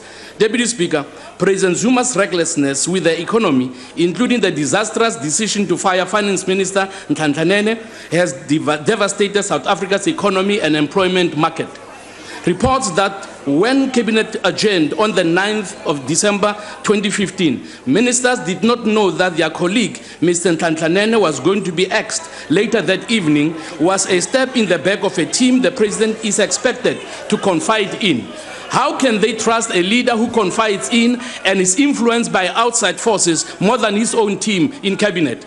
Deputy Speaker, the ACDP believes that what President Zuma did to Mr. Nene was totally unacceptable and has undermined the trust that citizens had in him. He has alienated himself from his own party and citizens at large. His credibility as state president will likely never be restored as he has committed too many blunders. Having said this, the ACDP believes that the president now has a golden opportunity to redeem himself and to show some decisive leadership by stopping the rift between Finance Minister Gordon and SARS Chief Moyani, because there is presently a lot at stake. The world markets and all South Africans want to hear from the president whether he has confidence in Finance Minister Gordon or not. The ACDP would like to see whether the president's leadership can help our country achieve much needed economic stability and thus avoid being downgraded to junk status, which would damage any prospect of significant economic growth. Calls for the president to resign have not only come from the opposition and South Africans in general, but also from within the ANC itself. Former NP Professor Ben Turok, who also slammed President Zuma's decision to fire Ntlanhlanene and replace him with Honorable Van Rooyen, has reportedly told Power FM that, and I quote, "It is time he left us. It is time he went to Nkandla. He has a nice house in Nkandla. Let him go settle down with his cattle, his kraal, swimming pool, and have a lekker retirement. We don't need him anymore in the office," close quote. This Professor Adam Habib was one of the many others who expressed similar sentiments. He said, and I quote him, "The firing of Nene aggravates our economic and political crisis. He was stupid and irresponsible. This can no longer be allowed to continue," close quote. Deputy Speaker, our nation is crying out for good, strong, and righteous leadership to deal with the many challenges we are facing. We believe that President Zuma has disqualified himself and has been weighed in the scales and found wanting. Thank you. Honourable members, Honourable Member, before you take to the podium, I would like to draw your attention to the fact that each member who is participating in the debate was advised of how much time they have. Next to you, as you speak, on your left is a clock. When it gets red, you should know that your time is over. You don't need the chair to tell you. That's, in the first place, what we should realize we should do. Honourable members, I would also like to apologize for perhaps asking him whether he is deaf. My remark may be interpreted as being negative and so on. It was not intended to do that. I apologize profusely for that. I would like to, Honourable Member, please go ahead and do your bidding. Honourable Deputy Chair, the AIC is entering this crucial debate knowing very well that it is a waste of time. Given the arrogance of power, the dominant party approach which has developed largely in relation to the ANC in South African context, SWAPO in Namibia, ZANU-PF in Zimbabwe, National Resistance Movement in Uganda, the list is endless. Africa is in crisis. South Africa should be a beacon of hope. No motion of no confidence in any individual who is a leader of one of these so-called liberation movements will eradicate the political rot, immorality, and social decay facing the beloved Mother Africa. Let us unite without being rabble-rousers and save the nation from sinking. The only solution, rather than playing party politics, is to go out there and galvanize the voices of the masses of this country to demand an electoral reform where the president will be directly elected by the people, a president who will always be faithful to the Republic of South Africa, who will obey, observe, uphold, and maintain the Constitution and all other laws of the Republic. A president who shall be above party politics. The time has come for the royal leaders, the religious leaders, to reclaim their rightful space and lead the unsuspecting poor masses to the promised land. The AIC will lead the way. Fellow South Africans, we can do this, let's do it. The DA, therefore, has missed the golden opportunity of reintroducing its electoral reform bill as it was proposed sometime to the electoral tax team in 2013. There have also been voices outside Parliament. For example, Paul Hoffman, Senior Counsel, the Director of the Institute for Accountability in Southern Africa, called for a referendum on the current electoral system. He had formally asked President Jacob Zuma to call a referendum on the matter, but in vain, because President Zuma certainly has been silent on the matter since the request was sent to him. The AIC is of the view that if the ANC is still the ANC that listens, and the ANC that leads, it must do the honorable thing now of recalling the president within 8 days, as it was the case with the former president Thabo Mbeki. You will recall or remember the 8 days in September 2008, the removal of Thabo Mbeki. That the ANC within the same period must appoint a caretaker president and cut the size of the cabinet to save the taxpayers' money. Thank you. Honorable Mbinde.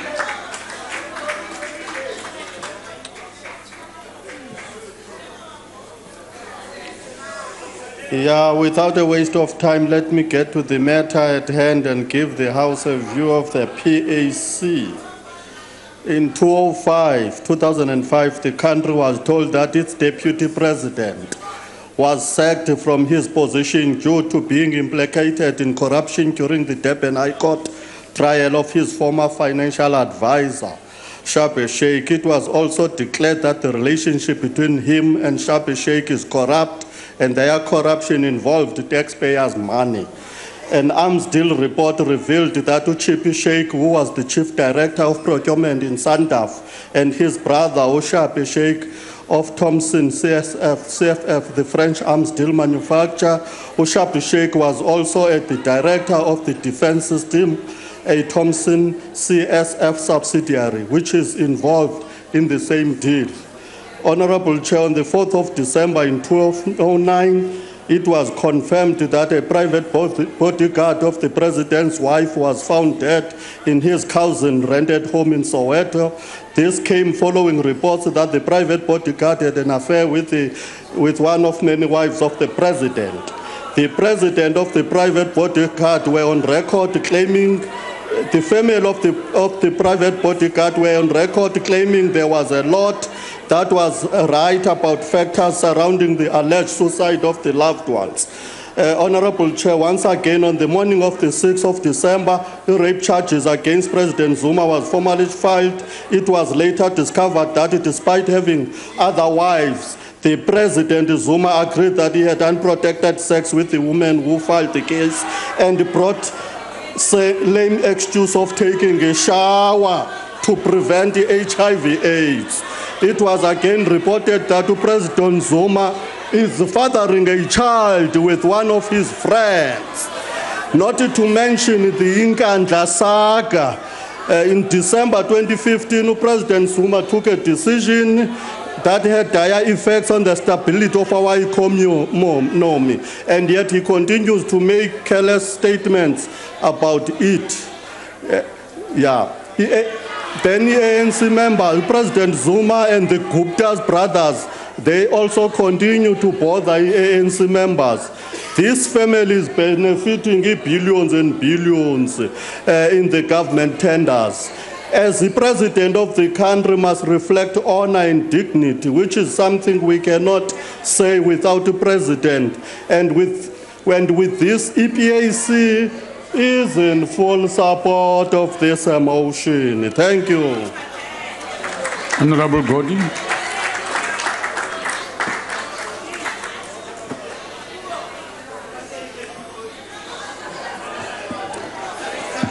Thank you, Deputy Speaker, Comrade, Deputy President, comrades and honorable members.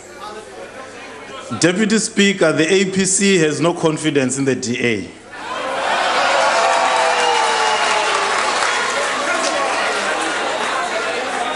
Yes, we agree President Zuma must go at the end of his term. We said this before, that the misuse of Section 102, subsection 2, for frivolous motions devalue the debate on such important an issue as a vote of no confidence on the state president. 7 months after the 2014 general elections, we were made to debate this motion by the same people as today. This motion was debated about twice last year. Point of order. Honorable Godi, please take your seat. Yes, honorable member. I wanted to find out, how did you come to Parliament? How many seats did you have, Honorable Godi? That's a frivolous point of order. Go ahead, Honorable Godi. Here we are today debating the same issue. The arguments presented are not different from what these people say on public platforms on any other day.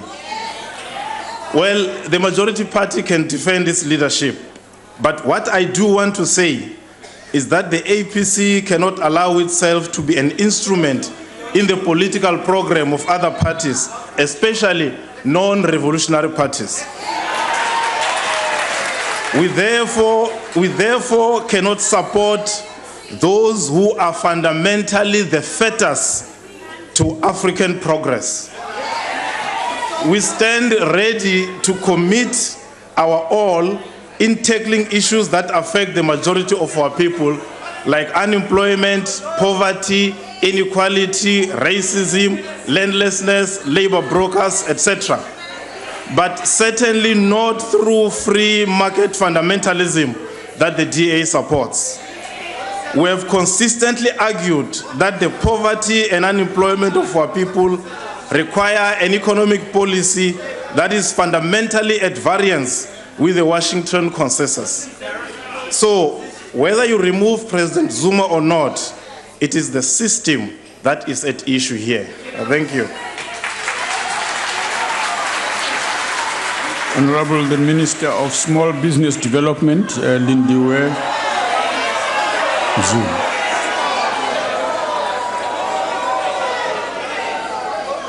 Honorable House Chairperson, Honorable Deputy President, Honorable members of the House, and of course the people of South Africa, who over the 22 years of our democracy have overwhelmingly voted the African National Congress into office. Ngibingelela nabantu basekhaya enhlazatshe, honorable member, komkhulu endlini yaseNkalakuthaba. Laba bantu, honorable chairperson, last week baye ba lethelwa ugesi, belethelwa yi-African National Congress. Ngibonga uMEC uNomsadube oye wavela ngasekhaya, ngezwa ogogo nomama bethi saze saphumula ukutheza izinkuni. I-African National Congress, Honorable Speaker, le ebalethele ugesi. Honorable Speaker, Chairperson, today is not a day for political niceties. It is a day for rebutting a very silly motion. It makes me, honorable members, remember the most important days of our time, when we used to say, Masia Empini, Niyabasaba na, Asibasabi, Siyabafuna. Yes. And Honorable Chairperson, let me cut the chase and get to the point. I am not taking any questions from any of the opposition leaders. Anginaso isikhathi sokudlala. Honorable Deputy President, on this side of the House, we have an army of cadres who carry the legacy of the African National Congress, a history of 82 years of struggle and survival under difficult circumstances, including life and death. 22 years of democracy and governance and the leadership of South Africa. And Honorable Chairperson, the President of the African National Congress, is part of those cadres. On this side of the House, Honorable Chairperson, we have an army of cadres committed to defending the ANC and its alliance partners, and that, honorable members, includes its president, the President of the Republic of South Africa, President Jacob Zuma. And Honorable Chairperson, he is a president of the very same members of this House who today sit comfortably in their chairs, not knowing how we got to where we are. He is their president too. Honorable Speaker, on the 31st of May 1910, the Union of South Africa was formed between the British and Afrikaners, sealing a pact to co-govern South Africa, excluding the black native majority.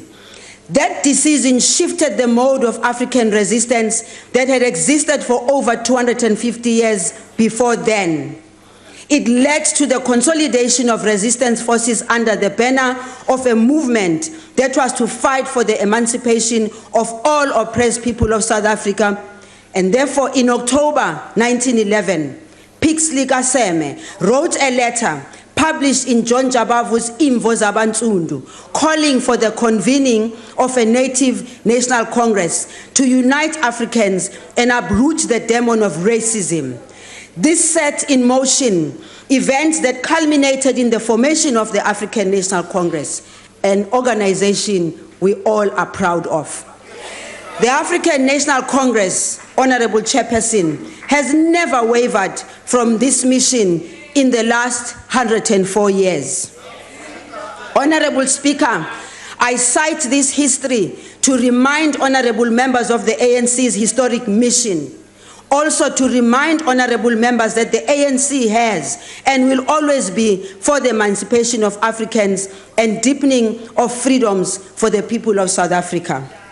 The reason why we have this debate today is because we have honorable members in our midst who want to project the African National Congress and its president as not the architects of this freedom. This freedom that you have, you can shout on top of your voices. We stand here to say to you, you like it, you don't like it, we liberated you from your own shackles.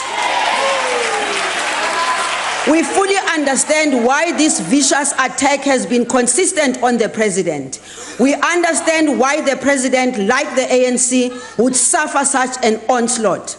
Because, like the ANC, he is born of struggle and resistance. He has been tempered by years of prison and exile, and he has been strengthened by the experiences of managing underground structures of the ANC and Umkhonto weSizwe inside and outside the country. He was educated on Robben Island, assisted by cadres of the ANC who believed in him, his capacity to learn, to listen, to lead and be led. President Jacob Zuma has served in the National Executive Committee of the ANC since 1977, following his release from prison. By the time he was democratically elected state president in 2009, he had served the ANC in various leadership capacities over 40 years. That leadership's role has seen him lead the armed struggle, lead negotiations in exile, and lead peace efforts in the violence that engulfed KwaZulu-Natal during the political transition. A transition which, by the way, was instigated by many members who sit on this side of the House. On the international stage, Honorable Chairperson, President Zuma continued the legacy of the late President Nelson Mandela, the President Thabo Mbeki, leading peace efforts in the continent, including SADC and Great Lakes region. His role in strengthening South African policy spans over 40 years. His contribution towards the development and adoption of an African Agenda 2063. We also note his contribution in the establishment of the Presidential Infrastructure Championing Initiative, the leadership role he has played in the configuration of the BRICS contingent. We congratulate President Jacob Zuma on his appointment to co-chair the United Nations Secretary General's Commission on Health, Employment and Economic Development. And I'd like to say here, honorable members, the members who make noise in this House do not even follow that the international community has got confidence in South Africa, has got confidence in President Jacob Zuma. You can shout on top of your voices, you will not change that. Honorable Speaker, we are here today because Section 102 of the Constitution allows the elected members of the National Assembly to bring motions of this nature before this House. This is the democracy that we fought for, and we handed it over to you on a silver platter. The motion of no confidence is a constitutional mechanism intended as a tool of final resort to hold the executive to account on behalf of the electorate. Honorable Chairperson, this limit to executive power is built into the Constitution to ensure that the executive arm of the state is held accountable. The ANC is committed to upholding and defending the Constitution. The ANC has abided by the constitutional. Yes, when we tell you about the truth of our struggle, of our bringing democracy to this country, of bringing peace, security, and stability, you say it is boring. The ANC recognizes the significance of abiding by the Constitution as South Africa is faced with opposition parties that are determined to use the Constitution to bring frivolous motions to the National Assembly. What the authors of the Constitution did not anticipate, which is very unfortunate, is opposition parties without policy content, intent on bringing the real work of government to a standstill because they have no solutions to offer for South Africa. The real question before us today is whether the opposition party that has brought this motion does so on behalf of South Africans or in their own interest because of gains they have failed to make in the ballot box. So hlangana khona boxing. This motion is frivolous because the evidence of progress under the ANC government is clear to all to see. As Statistics South Africa and the South African Institute of Race Relations confirms, the number of households residing in informal dwellings increased from 5.8 million in 1996 to about 12.4 million in 2014. The number of households using electricity, including abantu basenhlazatshe namhlanje, increased from 5.2 million in 1996 to 14.1 million in 2014. The number of households with pipe water, thank you, my comrades and my minister over there. Pipe water increased from 7.2 million to 14 million by 2014. Unomvula uyawaleta amanzi. The number of households with flushing lavatories increased from 4.6 million to 9.9 million in the same period. The truth, Honorable Speaker, is that the opposition do not want to debate policy because their policies are watered down versions of the policies of the ANC which we are busy implementing. The call by South Africans for greater economic inclusiveness has been answered through the amended BEE codes. The industrial policy action has answered the call for consolidating key state resources to support the growth and export of industry in order to stimulate economic growth. The expropriation bill released by the Department of Public Works will fast-track the acquisition and transfer of land under the leadership of President Jacob Zuma. The call for the department dedicated to SMMEs and cooperatives was answered in 2014 with the creation of the Department of Small Business Development. The department has concluded informal support and programs, and we are delivering to the people of South Africa. Honorable Chairperson, President Zuma has led the adoption of the National Development Plan as the blueprint for South Africa's Vision 2030. This vision has been adopted both at the level of the ANC and that of government. The Honorable Minister of Finance presented a sound, balanced budget that set us on the path for achieving the inclusive growth targets set out in the NDP. The budget proposed a cut on spending of up to 25 billion. It proposes an injection of an additional 16 billion over the next 3 years to higher education. It allocated 11.5 billion to social grants over the MTSF period. Honorable Speaker, this is not a picture of an absent and unresponsive government. This is a story of a working government. This is a story of a caring government and the story of a caring president. Contrary to what the leader of the opposition would have South Africans believe, it is he that inhibits his own planet. It is his DA that is not interested in inclusive growth in a country with a history of racially skewed economic development.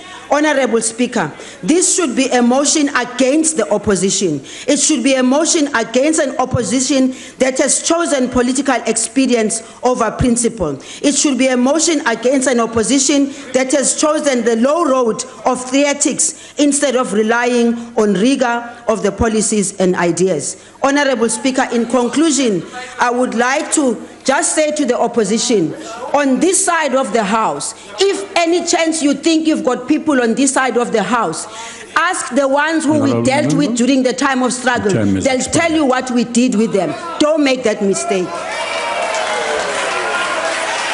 Honorable Maimane.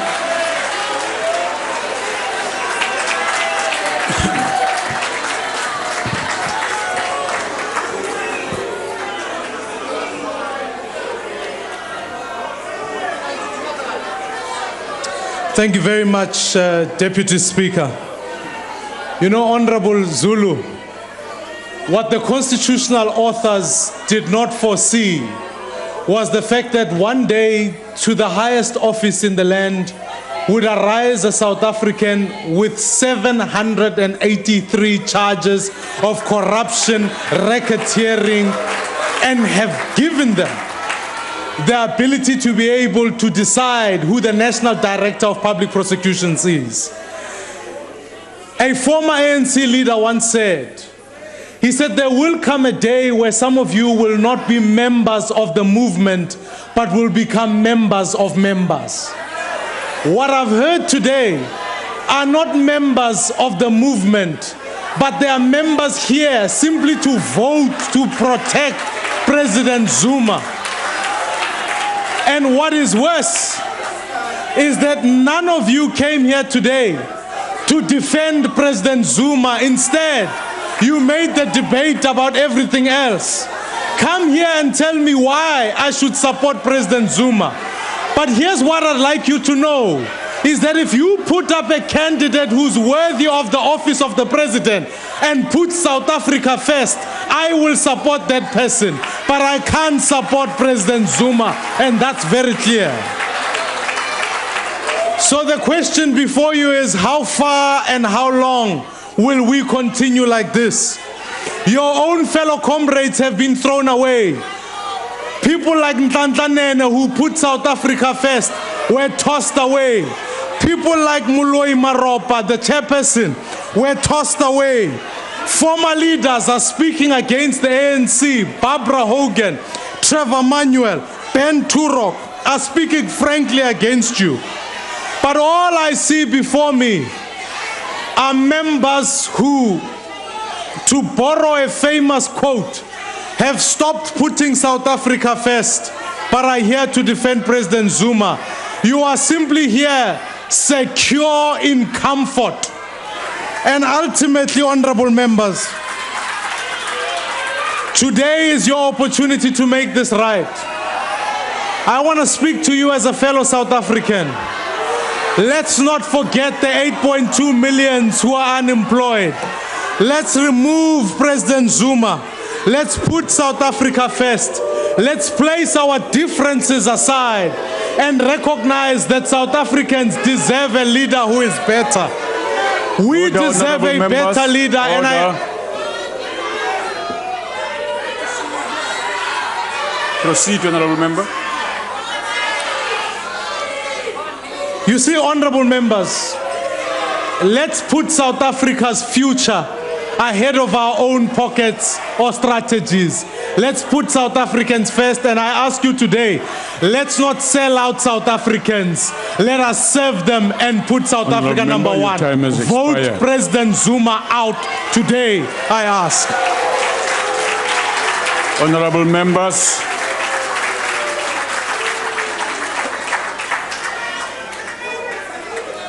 that concludes the debate. I now put the motion. Are there any objections? Okay. Let me now put the question. I now put the question. Those in favor will say aye. Aye. Those against, no. The noes have it. Deputy Speaker, the Democratic Alliance calls for a division so that history will mark who voted in which way. Honorable members, the bells will be rung for 5 minutes.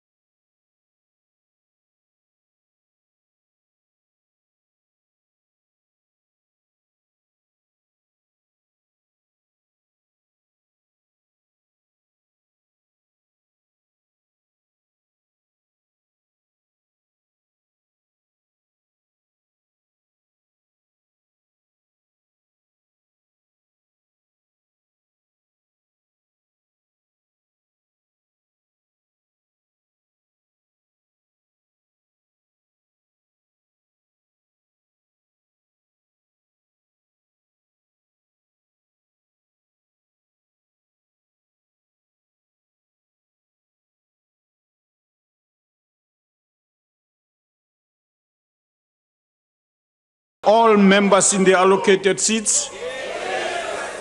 Voting will now commence. Those in favor of the motion should press the yes button. Those against should press the no button. Those wishing to press the abstain button. Have all members voted? I think there is a hand there. It might be members are just required to press. Yes? Yeah, they press or else give us their name. But Yeah. they must still press. Yeah. Yes, honorable member, what's that? What's the point? Just press again, otherwise your name will be taken here.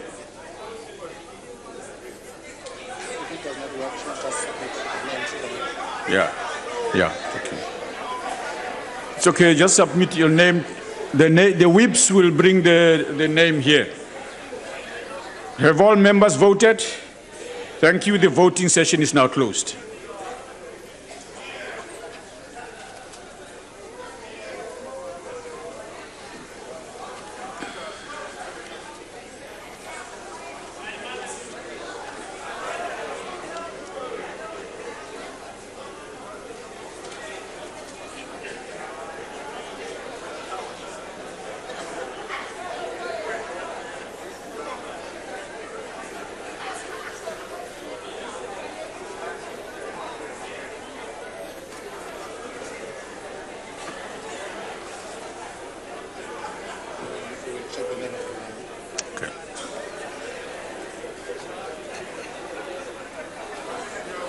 Honorable members, the results are as follows. The yes, 99, the no, 225, and abstain, 22. The motion is therefore not agreed to.